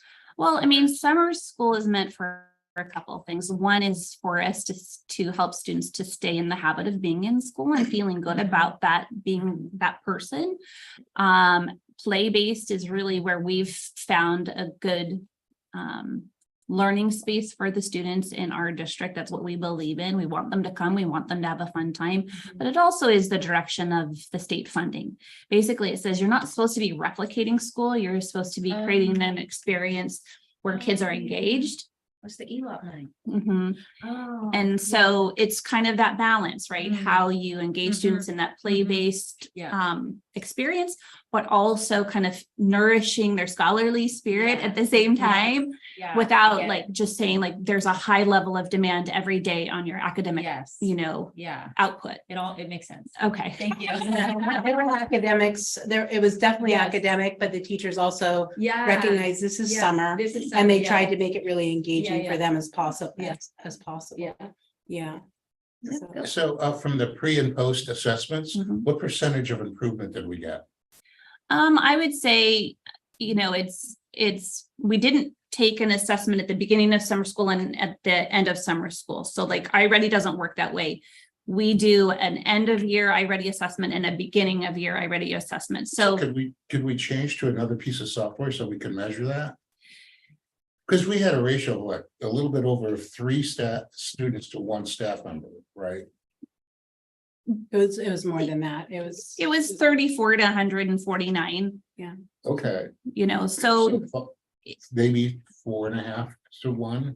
Well, also keep in mind that some of the staff that we have are 1-to-1 aides for students who need a 1-to-1 aid. So that, we're kind of talking about ESY and summer school. Okay. For the summer school program, it was really like a teacher and an aide for every classroom. So, but without an assessment tool, because I think we had one last year. It's the same tool. The first year we used iReady, we used it as a pilot, and Donna Renee was part of that process too. We were able to pilot the 5 weeks. Now we have adopted iReady, and so we don't give the kids iReady 5 times a year, especially if they're in summer school. That's just mean. Right. So can we come up with another, because we don't know now if it was effective.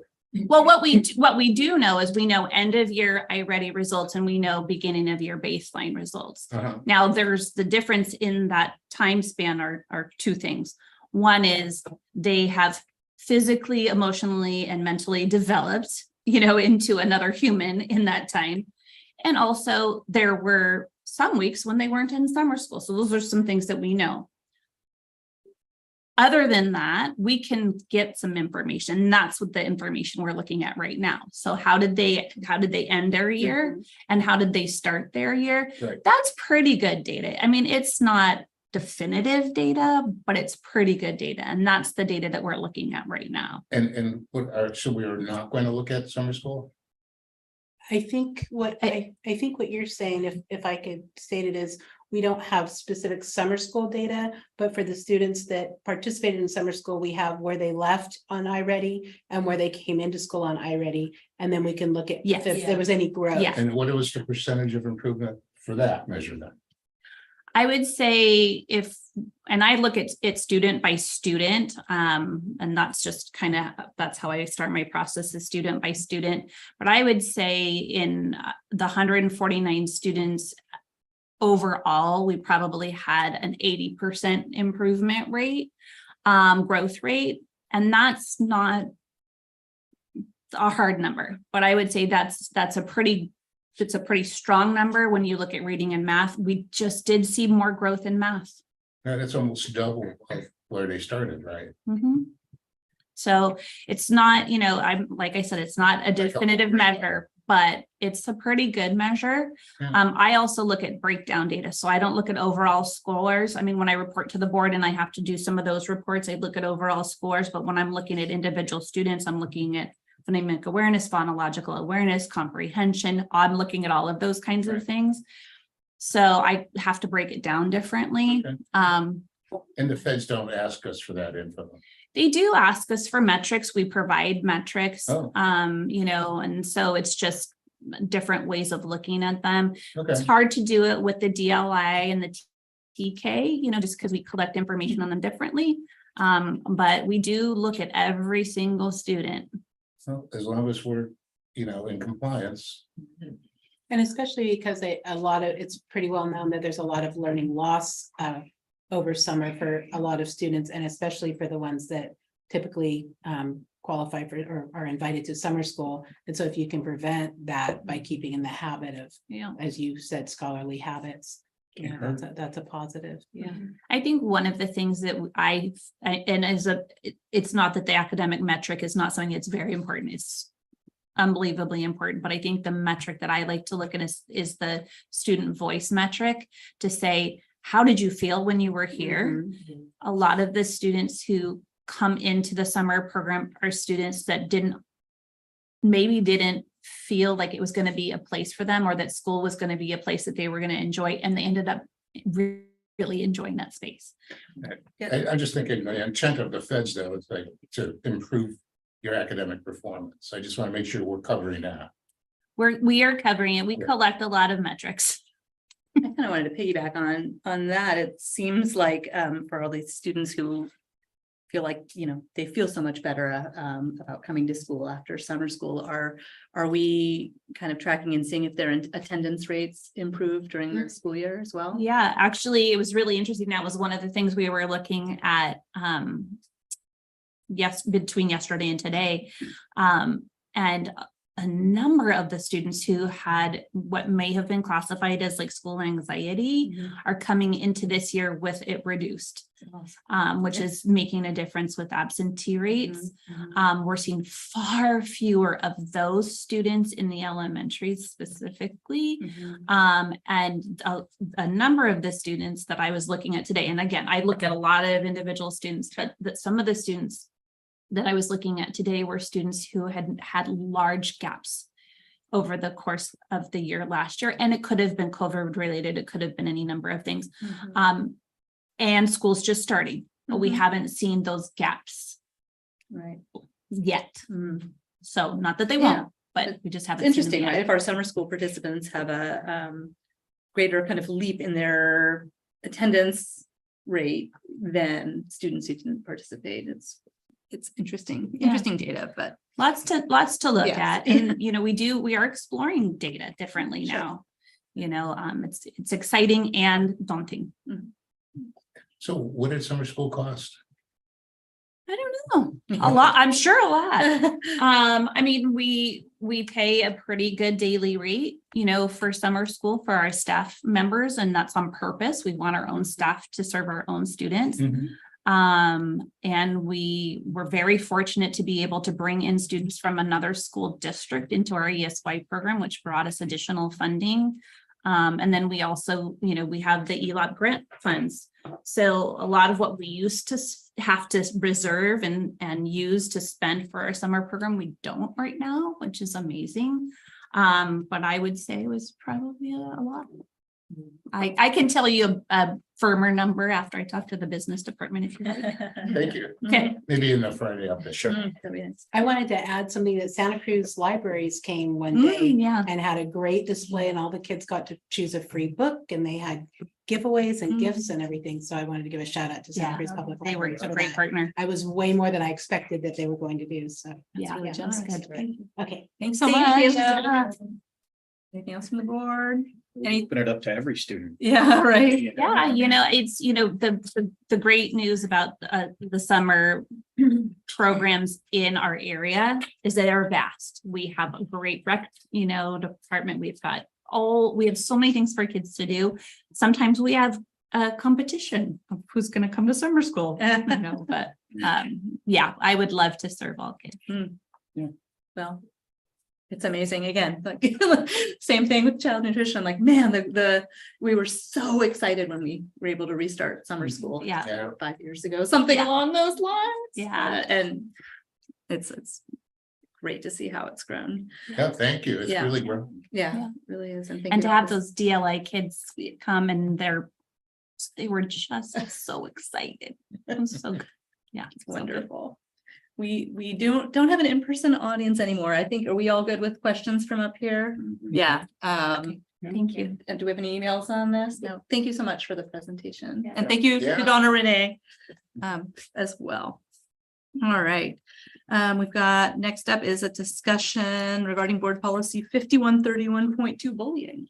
Okay, so this is a complete rewrite and I'll do a little bit of front loading to hopefully make the rationale for a complete rewrite make sense to y'all. So there used to not be an administrative regulation matching this policy. So there had not been an administrative regulation in our handbook for 5131.2 on bullying. And now there is. And so I shared that administrative regulation with you in your Friday update. And you will see that in the existing board policy, there were a lot of items that were really kind of operational in nature that typically belong in an administrative regulation. And so what CSBA did, and what I'm recommending that we follow suit with, is they kind of streamlined their board policy to be that true governance level, and then put those operational items in administrative regulation. So we have the administrative regulation. It's the CSBA board sample one, so it's the one CSBA recommends. And so I'm bringing to you tonight CSBA's sample board policy for 5131.2 to kind of follow that suit. So that's the rationale behind the complete rewrite. I really wanted to make that clear. There's not a more important topic than preventing bullying, and I didn't want the length of the board policy to be any indication of how seriously we're taking. Just to reiterate, before we didn't have an administrative regulation, now we do. And there's lots of important information covered in that administrative regulation that helps us know what to implement. With that part out of the way, I will just kind of say that it's important to note that we have other measures in place, right? So I thought this was a really good topic of how most topics should go in a school district, is that there's this high level governance board policy that says what should be done. There's an administrative regulation to say how it should be done. And then there's further detailed plans like anti-bullying plan, like the comprehensive school safety plan that talks about the nitty-gritty of it. And then there's action and staff and programs at the school site that impact students. And so with our anti-bullying plans and our comprehensive school safety plan, and for that matter, our LCAP, there are several, programs that help prevent bullying. As far as the policy itself, very clear and straightforward items that I'm sure the board would want to stand behind, like understanding the harmful effects of bullying and cyberbullying on student well-being. Like I said, there's really not anything more important we could be doing than working to prevent that.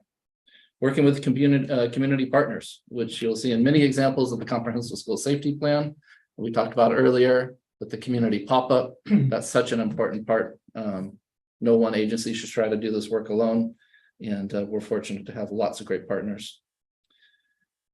The board policy also clearly outlines that when bullying is considered to be discriminatory, and therefore when it should be investigated under the guidelines of a uniform complaint process. The board policy also identifies that when a student transfer as a result of bullying should be considered. So as I said, with the administrative regulation, anti-bullying plans, comprehensive school safety plan in place to really identify the specifics of what should be done. This newly drafted board policy really kind of goes back into where a board policy should be, and that's the overarching vision of preventing bullying. As then we take it from there and take it down to the ground level. All right, thank you. That makes a lot of sense. Questions, comments? Thank you for sharing the AR with us ahead of time. From what I understand, I mean, the AR is something that district leadership, the administrative team works on. And so maybe you have a little more flexibility if you guys need to make some changes to, again, kind of the operational Absolutely. needs, you can do that. It's not something that has to wait until the next board meeting, et cetera. We don't have to, right? So, Exactly. so there's some nice flexibility there to tackling things that they need to be. I mean, for example, like we've got the Stop It, is that what it's called? Stop It, Yes, the app. So if something new became adopted, you could just work that into the AR, correct. that kind of thing. Okay. Very nimble. Yeah, is that Nimble's a good. Yeah, exactly. Is that the same, that's not the same app that kind of has a direct line to the admin with like Christina and that is it? Yep. Yeah, I had a little note. What's the success? I mean, are students using that? Yeah, Does that I continue could to share a be number. I don't have an the numbers effective at tool? my, I don't have the numbers at my fingertips, but I can tell you it was used really quickly when we implemented it last year. Another good example, I think, of how things should work, like we talked about it in cabinet, we asked site leaders whether they thought it was a good idea, decided to spend the funds on it. And it was immediately used as soon as we put it in effect. In fact, our Carissa was commenting the other day that many of the submissions on that are not just, hey, I've been bullied.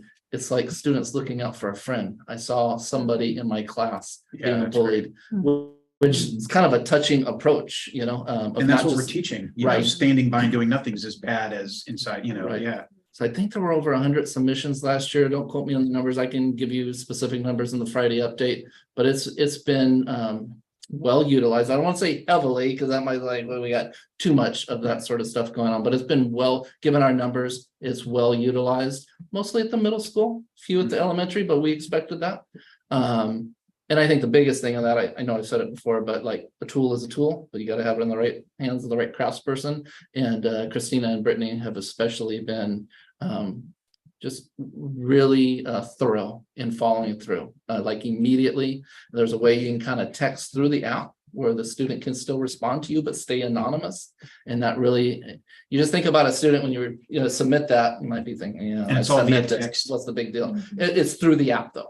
Okay. And so they'll text back and say, you know, tell me more about this, or like, when did it happen, or Right. something of that Totally nature. anonymous. Yeah, and you think about a student like, oh, wow, they really are listening, they really are caring. So, Yeah. it's been a great addition. And how do we advertise it or get that word out to the students? Do we have We a poster in every classroom or something? we have like posters that? all around the school, they all have QR codes, so you can just, Good. you know, point your phone at it and bring up the app. Send home information to parents. It's in the first day packets and the packet that parents have to sign off that Right. they read all the legal notices. You know, we'll ask principals or they'll just do it on their own to intermittently throughout the year. Send home a reminder if you haven't downloaded it yet. Right. So just try to get the word out. I was gonna say it's on the Viking vibes every week. Right. So, Yeah. yeah. Lots Thanks of- for asking. Yeah, it's been a lots of great information. addition. Yeah. Good tool. Yeah, so I guess I want to understand, bullying, is just really an important issue. And I'm really glad that we put attention to it. So initially, when I saw this, I mean, we went from like a 2-page policy to like half of a page, and I got a little aggro. I went like line by line, like, wait, what are we losing? Who are we not protecting? So that was my response. But I see what's happened is that we now have this policy that's the half page, and then it looks like almost word for word that the regulation Right. that our board policy has now moved to regulation. Yeah. So I wanted to understand the benefit. Why did we decide, or why are you recommending that we make that change? So CSBA recommended that for Sorry. one. Yeah. And then two, it's the proper flow. So the proper flow of board policy and administrative regulation is board policy is the governance, is the high level stuff, and administrative regulation is more operational. The policy is the what, Mhm. the AR is kind of the how. Right. Okay, and then I was imagining if I was a parent and my child was being bullied, this is all, it's all in the same place. So Mhm. they'd go to the website where the policies are. And then they'd be able to access this regulation. But then potentially, I think what I heard Amanda say earlier that I hadn't thought of is that if you needed to change the policy, because it's now an administrative policy, you could change it more quickly versus a board meeting. Is that maybe? a Essentially, benefit? I mean, yeah, just in terms of the wording, like the administrative regulation, we can change that on a more nimble basis because unlike board policies, we don't bring those back to the board for approval. Those are in-house or administrative staff. That makes sense. I think that's a positive.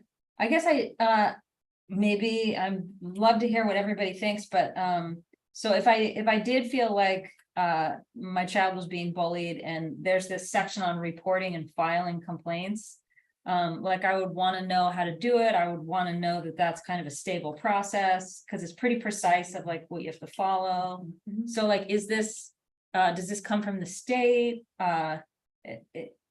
Why take that out, that reporting and filing where? Because you feel like that's more of an administrative thing, or maybe you could just. And not just me, the CSBA does Sorry, too. okay.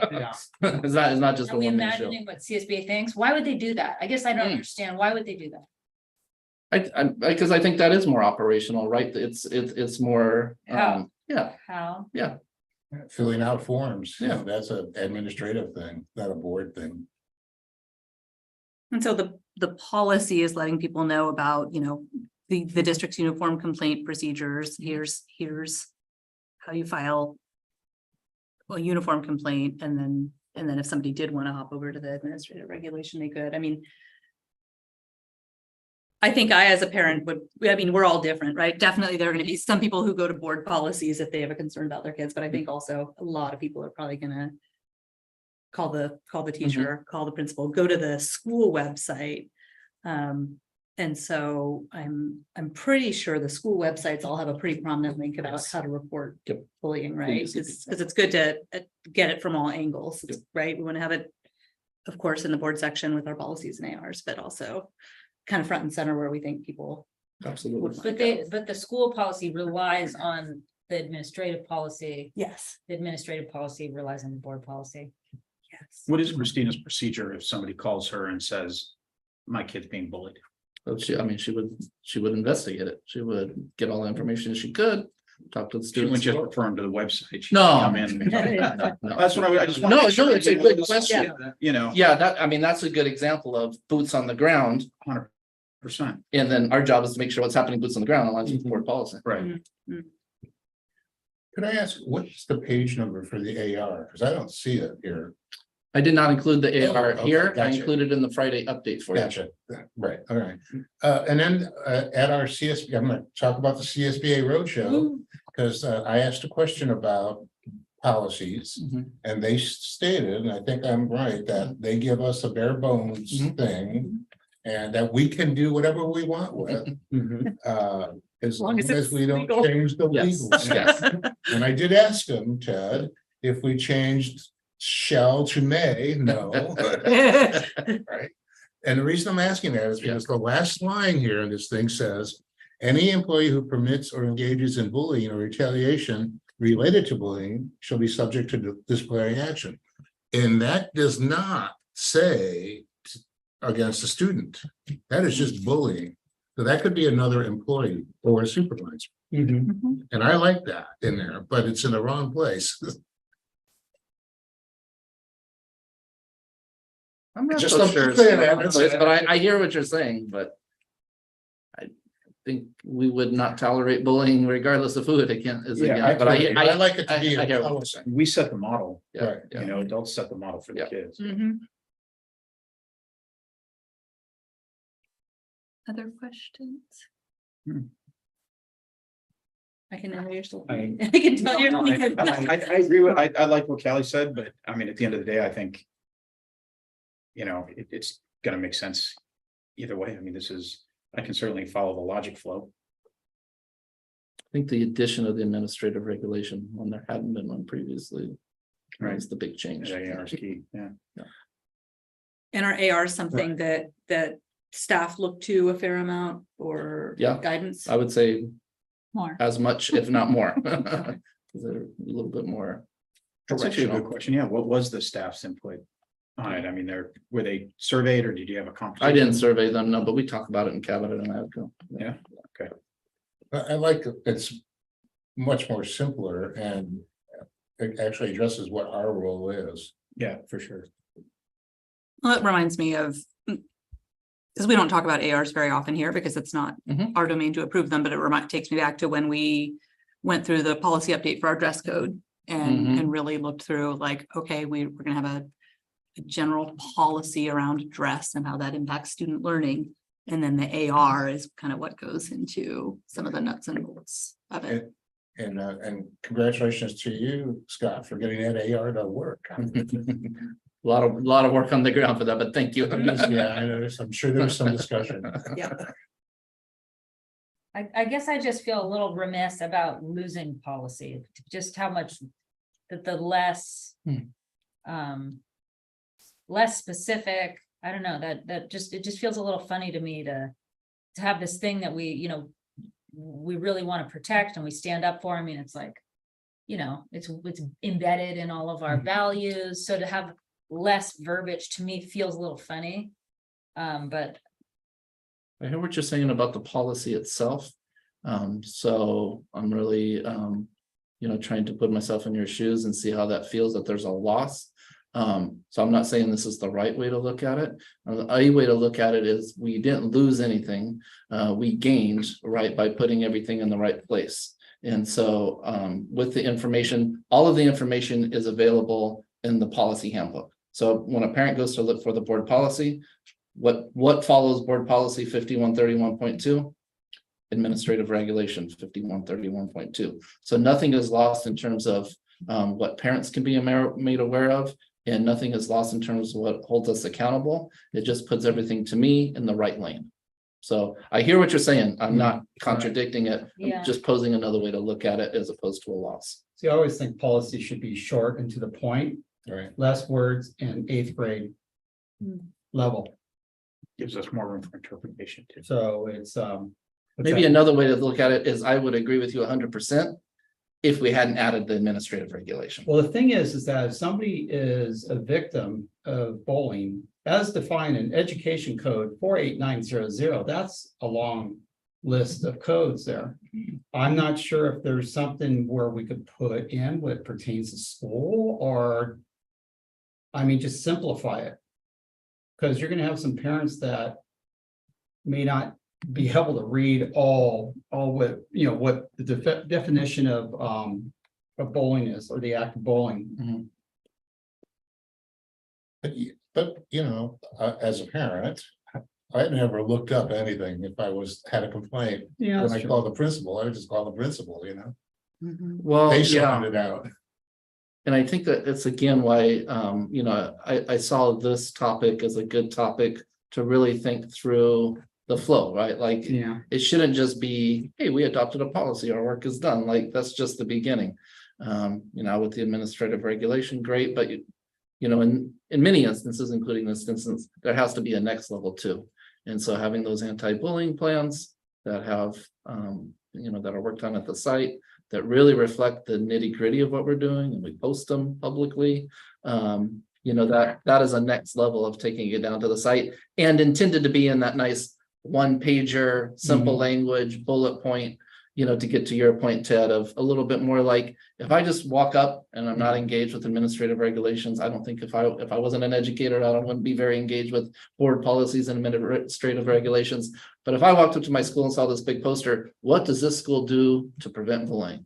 And I saw, like, you have a counselor, we have to stop it out, like that to me is going to resonate more about practical reality of what the school is committed to. So I hate to ask this and have you say, well, it's all over here, but do we have the definition of bullying It's posted anywhere? You're gonna say, oh. It's in Did there. you No, read- didn't you Chad, I'm gonna read it? say, thank you for asking me. It's like I planted you in the It's audience. the first sentence in the AR. And we took that exact so that there's consistency, right? Yeah. Because Mhm. I think maybe one of your points is bullying can sometimes be bandied about in a way that, some people use it differently. And there is a specific definition. And so we take that straight out of what's, in front of you. And we put in our anti-bullying plan, the very first thing, what is bullying? Consistent definition. So whether you're looking at a policy or whether you're looking at that big poster up on the school wall, what bullying is the same exact definition.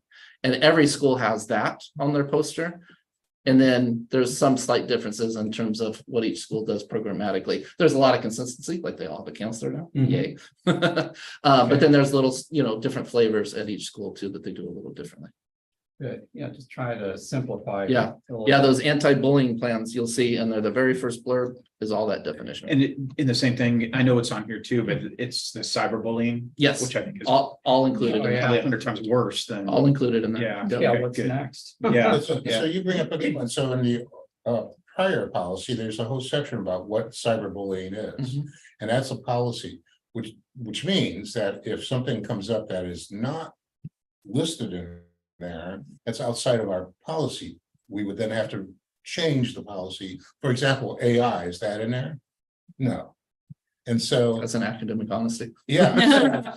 So we would have to change the policy to do that, where all Scott would have to do is just to add it to the AR. Right. Like the day it happens. Right. Well, body shaming is gonna be added to. I know, so Yeah. see the policy, you put all this stuff in a policy, that means only these things. Right. Body shaming is gonna be. Yeah, but it means itself. too. Only these But that's things. We want to purposely Yeah. broad. Yeah. Okay, see, that means anything other than this is not cyberbullying. It's just bullying. Right. It's So the, once you it's the set- nimble word, right? So once you put it in granite, then that's the only thing. Well, I think most of the things in the thing are pretty generic, physical bullying, verbal bullying. So I think each of these incorporates body shaming and I don't know, the myriad of other kind of bullying. And I think with the kind of a little bit more generic terms that they use. Yeah.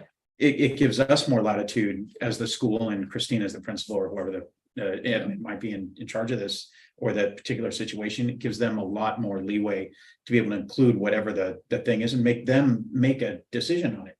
A boots on the ground decision on, does that classify as what I'm reading and how I interpret the bullying to be, because I imagine, like you said, different phases of different severity or something like that, oh, you're a jerk, well, that's not, but not how that can pervasive. escalate to something else. Right, but or if it happens a million times, but it's up to the principal to be able to, I think, interpret and read into the situation a little bit. Like you said, it's more, Well, and what's credit to happening on the ground. CSPA and the fact that they have, legal counsel on this to help, define some of these things in a way that will serve us best, Yeah. right? So going back to the CSPA roadshow, another great reason to belong So to that organization. one thing about policies that we really want to make a strong point about.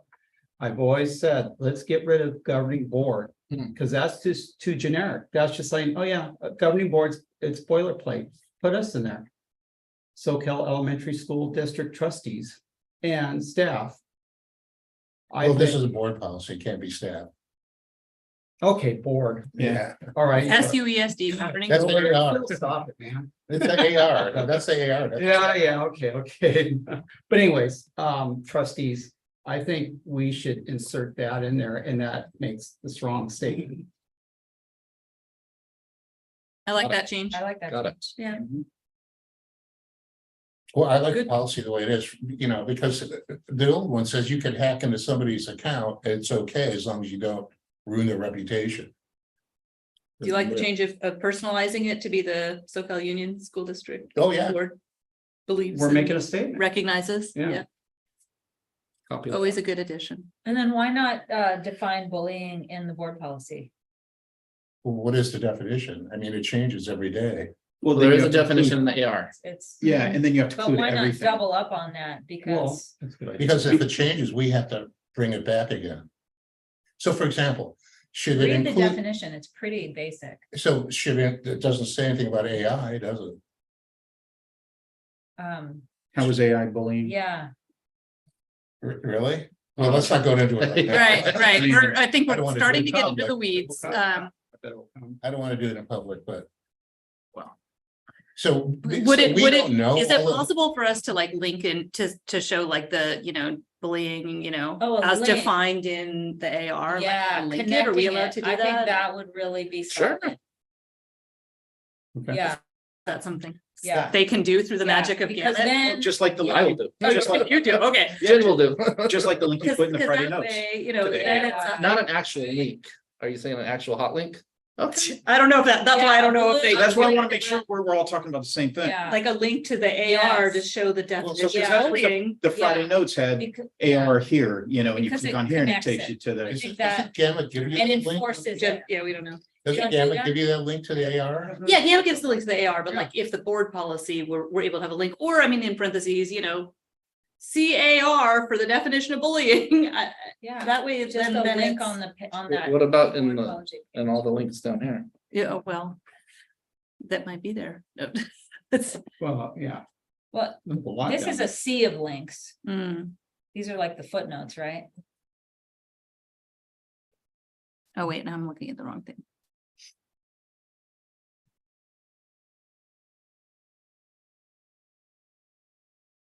If that's legally possible, I really like that idea. I think it kind of fuses the two. If a parent's reading this, what, that's all that the board has to say about bullying, but then there's that link. Wow, look at all this. And then, oh, I have a complaint. Oh, here's where I can file my complaint. Right. To me, if it's legal, I think that would really be a great, simple solution. Mhm. And just, I just will mention that whenever or if there isn't a circumstance where a claim like that is made or a consideration like that is made, we always send the board policy and the administrative regulation that's great. together. Good. So just so you know, that's a Great. matter of practice. That's great. Is that Is just that- maybe a can we possibility, or is that, investigate Can we or investigate? a sentence like see accompanying a administrative regulation for the definition of bullying? But with a link. Yeah. No, what- Yeah. I mean, not if a link Or doesn't work. just If a even link- just see the. So the way, regulation. if you look in the fourth paragraph here, it references another AR, Mhm. AR 1312.3. Okay. So that's easy. Uh-huh. That's straightforward. I'm not so sure about the link. That's fine. Okay, That- I just yeah, want, I no, just no. want to make sure. I'm just curious, is it, Well, do it's- you think legally it's weird or? I think the way, maybe the way it's Format posted, wise. it's, yeah, it's Yeah. posted through Gamut, right? Yeah. So through so it's not like our own website. I don't know. But if it, well, what if it was in our verbiage? Well, We had our last sentence be for C administrative board policy, this number. But so I'm saying yes on that. I'm saying, I don't know about the link. I don't care whether it's a Yeah, link or yeah. whether, because if the So- link's hard, I don't want to So- cause problems. I'm fine with Like it an saying. actual clickable link is. You what don't I'm need saying. that, you Yeah. just need Yeah, that. I don't See think so. accompanying Yeah. Just like it does in administrative paragraph 4. HTTP, In yeah. paragraph 4, where it says AR 1312.3. Yes. Okay, good. All so in right. a section Clarity. where it says state reference and then description, Mhm. why not just put ours above those? Mm, The board policy and then the AR. Those are the first two links, I have a list of links. Well, if it doesn't bother you to have it a little closer to that first paragraph where to say what bullying is, I think the idea is if someone we're reading the policy and they're looking at that very first paragraph, that our board recognizes the harmful effects of bullying, et cetera, then if there were just a simple, please see accompanying, AR, for the definition of And if bullying. that doesn't work, can we Yeah. put them in the list down below? Sure. How about both? And I'm not necessarily advocating for just the definition. I think Uh-huh. that can just see that Yeah. administrative regulation. Period. So, thank you. So I'm going to make sure that I have clarity. So the SUE, starting from the top, the SUESD, right, that governing board recognizes the harmful effects of bullying as described in AR 5131.2, comma, and then all the rest. That works for me. Yeah, me too. Yeah. Consent? And that feels like a consent agenda. Yeah. Okay, Okay, thank you. thank you. Good discussion, There you go. because it's So important. such, yeah, really. Yeah. Okay, we don't have anyone in person to give us any insight into this. Do we have any emails from the public? Let's see, maybe we do. 5A, was that 5A? Oh, no, we missed the. Five one- C. Yeah, but one came in on 5A but we're past it. Oh, so. gosh, okay, thank you. I'll make sure the board gets it so they Thank can you read very it. much. Yep, Okay. so nothing on this topic. Okay, thank you. All right, next up is our LCAP bite. Okay, great. Well, thank you. This LCAP bite is in alignment with Goal 2 through the use of data to identify research-based classroom differentiation, professional development, and a system of equitable, inclusive, and culturally responsive support needed to close predictable achievement gaps, specifically related to Goal 2.5 and 2.6. That relate to the universal screener that we use, and it's called Review 360. And our academic data diagnostic iReady. So as the board knows that we administer these assessments for students multiple times during the year. The Review 360 is it's a social, emotional, and behavioral screener. And so we did recently get some beginning of year diagnostic information from that screener. And just, I'm going to report out to the board that for the behavior and emotional rating index, so that's like the externalizing behaviors that students are self-reporting, or their teachers are reporting, 81% of our students were in the normal range and 19% were outside of the normal range. So like at the moderate risk or risk range.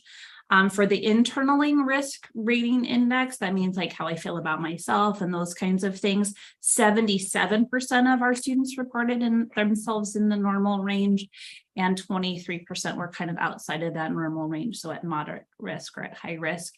And so that's really good information for us. You know, what we do with that information is we look at those students that are in the high risk categories, and we work with our counseling teams and our cost teams to see how best to support the students that are falling in those ranges. And this is a relatively new screener for our district. This is, I think, the third year that we've really taken a look at the data as carefully as we are to identify students that need our support. And sometimes the counseling support or the site-based support is enough, but sometimes linkages to outside sources is what's required. And I think our counseling teams in our schools do a really great job of that. And had we not known about where to kind of focus this energy and this attention, we would just be saying like, gosh, it looks like that student isn't doing very well. How do I find out more? And now we know more. And so we really are enjoying having this information available to us multiple times a year, so we can really serve our students well, and sometimes not just the students, but the family. Our academic data diagnostic, the iReady diagnostic, is also administered a few times during the course of the year. As the board knows, the baseline was done at the beginning of the year. So it's kind of like when we say, what do kids need to know from here? Like that's kind of what that's used for. And so when we looked at our reading information, 37% of the students in starting the year had mastered their grade level standards in reading. That's a pretty good number. And it's higher than we've had in the past. The other thing to note is that their projected proficiency overall is 68%. And 68% is actually a higher number than we saw measured by CASP at the end of last year. So it's kind of giving us some really good information about that. This is what I thought was a really interesting one. the students in math at the beginning of the year, 20% of them had already mastered their grade level standards for the grade that they were in, but their projected proficiency based on what they're doing now is 75%. So that's also a really good bit of information. We're going to track it. You know, it's just one piece of information, but one way we're tracking it is to look at the students who are engaging in the assignments that their teachers are providing them. As I was telling the board earlier, I was able to teach a session on the professional development day, and the session was about, if you use iReady and you're looking at your students' diagnostic information, you can see all of the skills they have and all of the skills they have yet to learn. And you can give them individual assignments on any skill that they need to do next to support their next place of learning. So that you, when you're giving your instruction, know that you've filled all these other gaps that each of the individual students has. If you have a group of students in your class, you can assign assignments for a whole group of students. And if you want to group students in your class by your like seating chart, by matching students with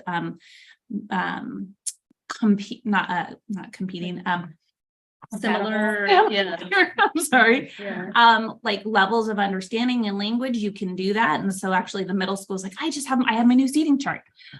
So what this tells us is if we complementary seating groups, that was the word I was looking for. But it really helps us to really say, these are the things that you know, and I know it too. And these are the things that you can do next. And I'm going to help you to do that. And I'm going to make sure that you're in a place that you feel comfortable with the next thing I'm asking you to do, rather than guessing where that's going to be, or just teaching whole group instruction and kind of hoping, you know, that it's going to land somewhere. So this is really a great piece of information for us. And I'm excited to see the level of interest that's growing in the use of that data. And then that was just kind of the next piece I was going to talk about, the use of that data as we saw in the data talks that we visited at SoCal Elementary, were really great in that it wasn't just looking at like, this is the data for our school, or this is the data by a grade. And it wasn't even about like, this is the data for a student and what is wrong with that student, but it is, what is this information? Like, what are we noticing?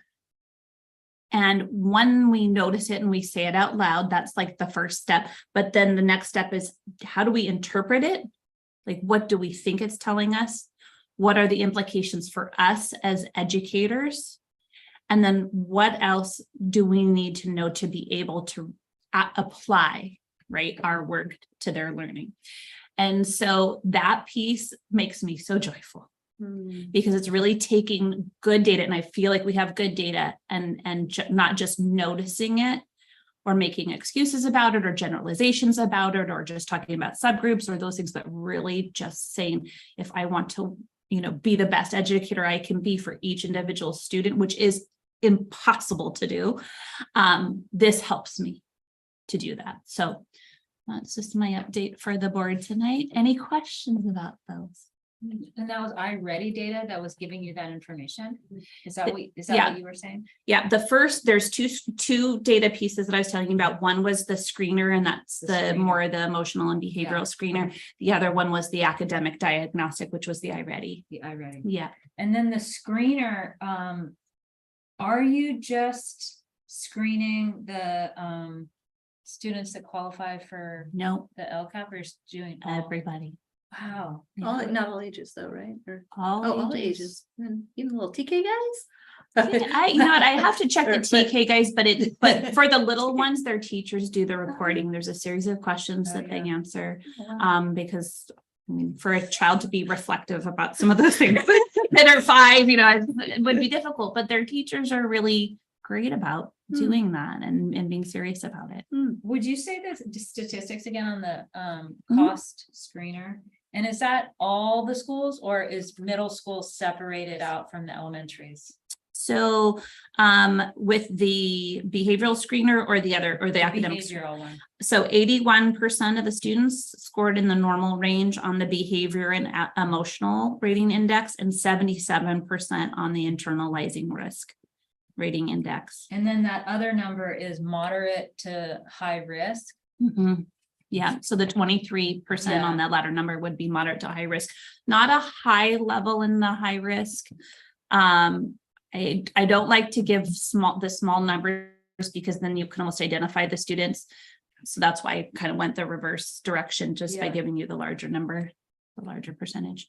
But we don't separate out the middle school. I just would think middle school is challenging. We can definitely exclude any groups that we want or like But we're disaggregate. able to disaggregate. We are, that, so we are. could look to see if that's maybe skewing and Absolutely, something, and absolutely. And we Yeah. do see different And the- trends by grade. the questions are all the same for the elementary and the middle. Not They're exactly. not exactly. Not There may be exactly. more advanced to, There's some additional ones that come up at the middle school. yeah.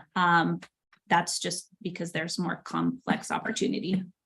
And then we take those smaller numbers, the moderate to high risk, and follow up and reach out and. Yeah, I mean, that's a really significant process. Yeah. We have our cost teams, we have our counseling teams, Mhm. all of those teams are really looking at that carefully. And most of those students, many of them we know already, some of them we don't. Some kids have very silent risk, high index. Yeah. Those are the ones that we're especially appreciating seeing this information for. Yeah. I just want to say out loud, I love that we do that screener. I love that we do that. And then we give it to all the students. Me too. I think it's great. Agreed. I have a question on iReady, Yeah. because the more I learn about it, the more it sounds like this amazing tool. And how are new teachers who come to the district from other districts or newer teachers, how are they kind of taught all of the wonderful features and capabilities of Yeah. the program? We're all still learning. Mhm. When we do the onboarding, we do a day of like kind of how to get into iReady and how to get into our student information systems and all that.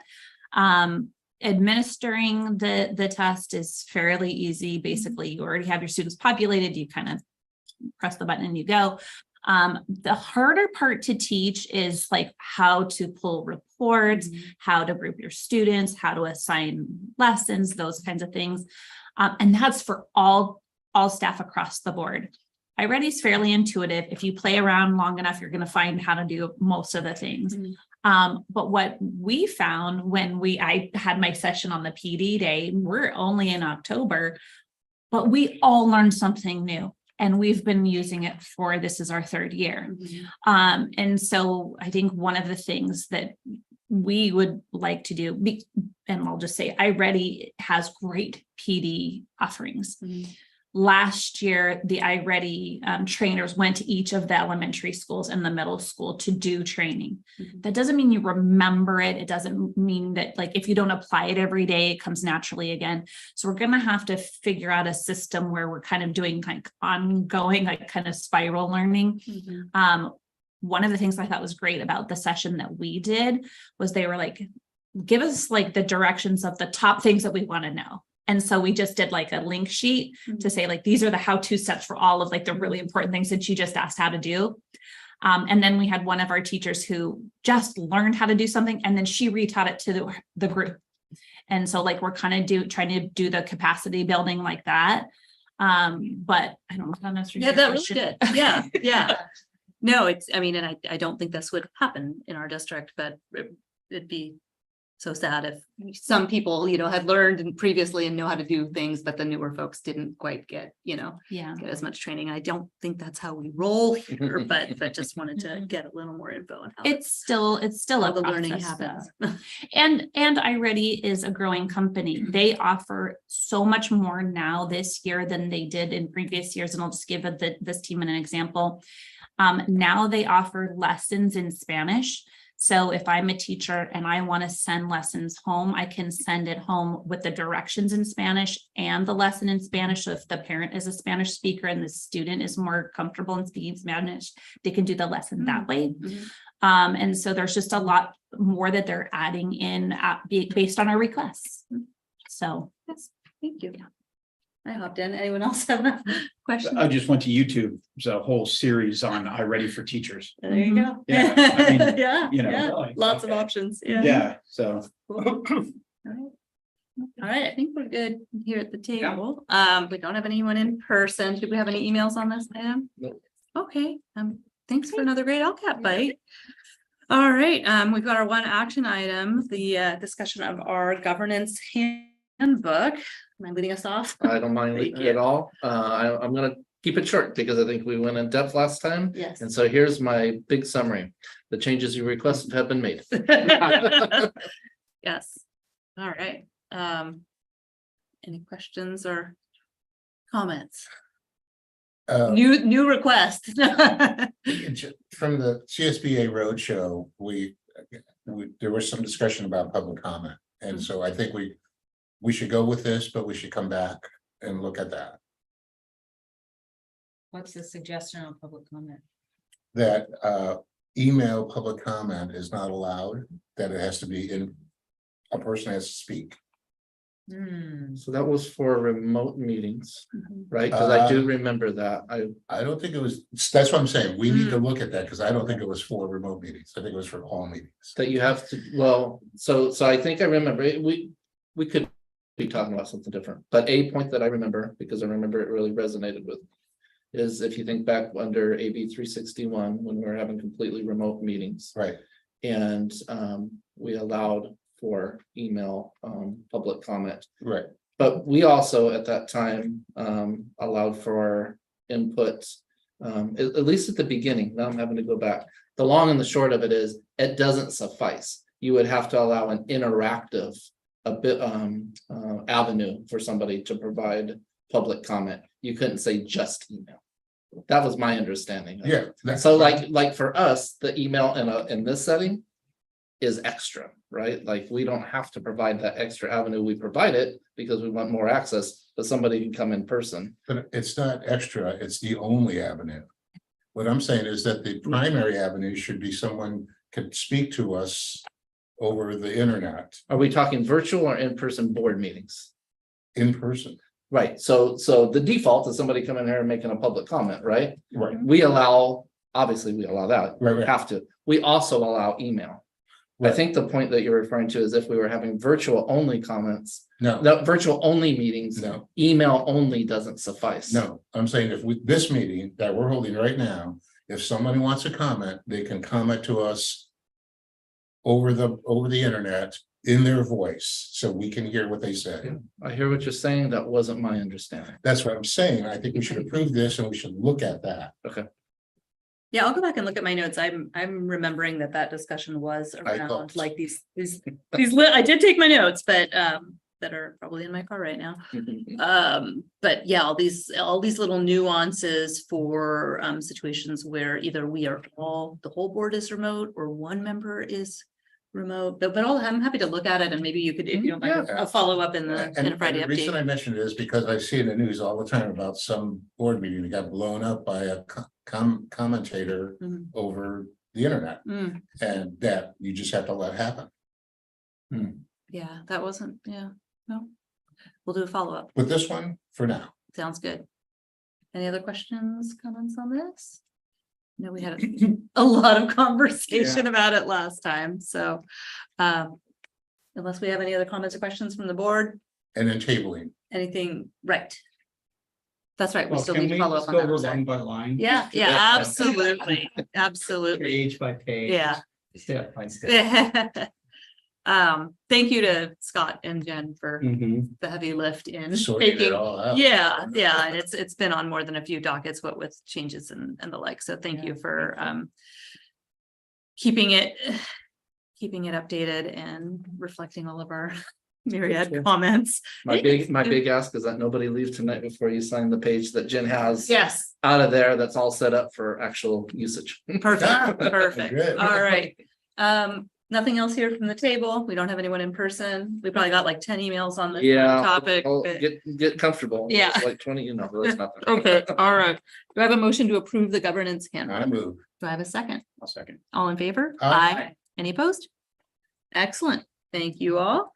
That was our one action item. Next up is correspondence. I get just like I think last time I had one of these too. This is just in the mail today. So I get letters from the COE as board president.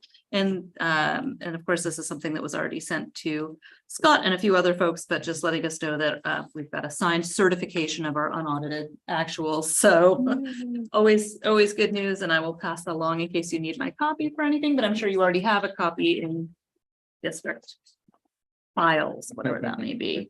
Yeah. Any other correspondence to report? All right. Any future agenda items to request right now? Not, you know, how to find us. Okay, next up is a motion to adjourn. Do I have a motion to adjourn? We'll make the motion. So thank you. Do I have a second? I'll second. Yeah. Okay, all in favor? Aye. Any opposed? We are adjourned. I just need everybody to talk. Yeah.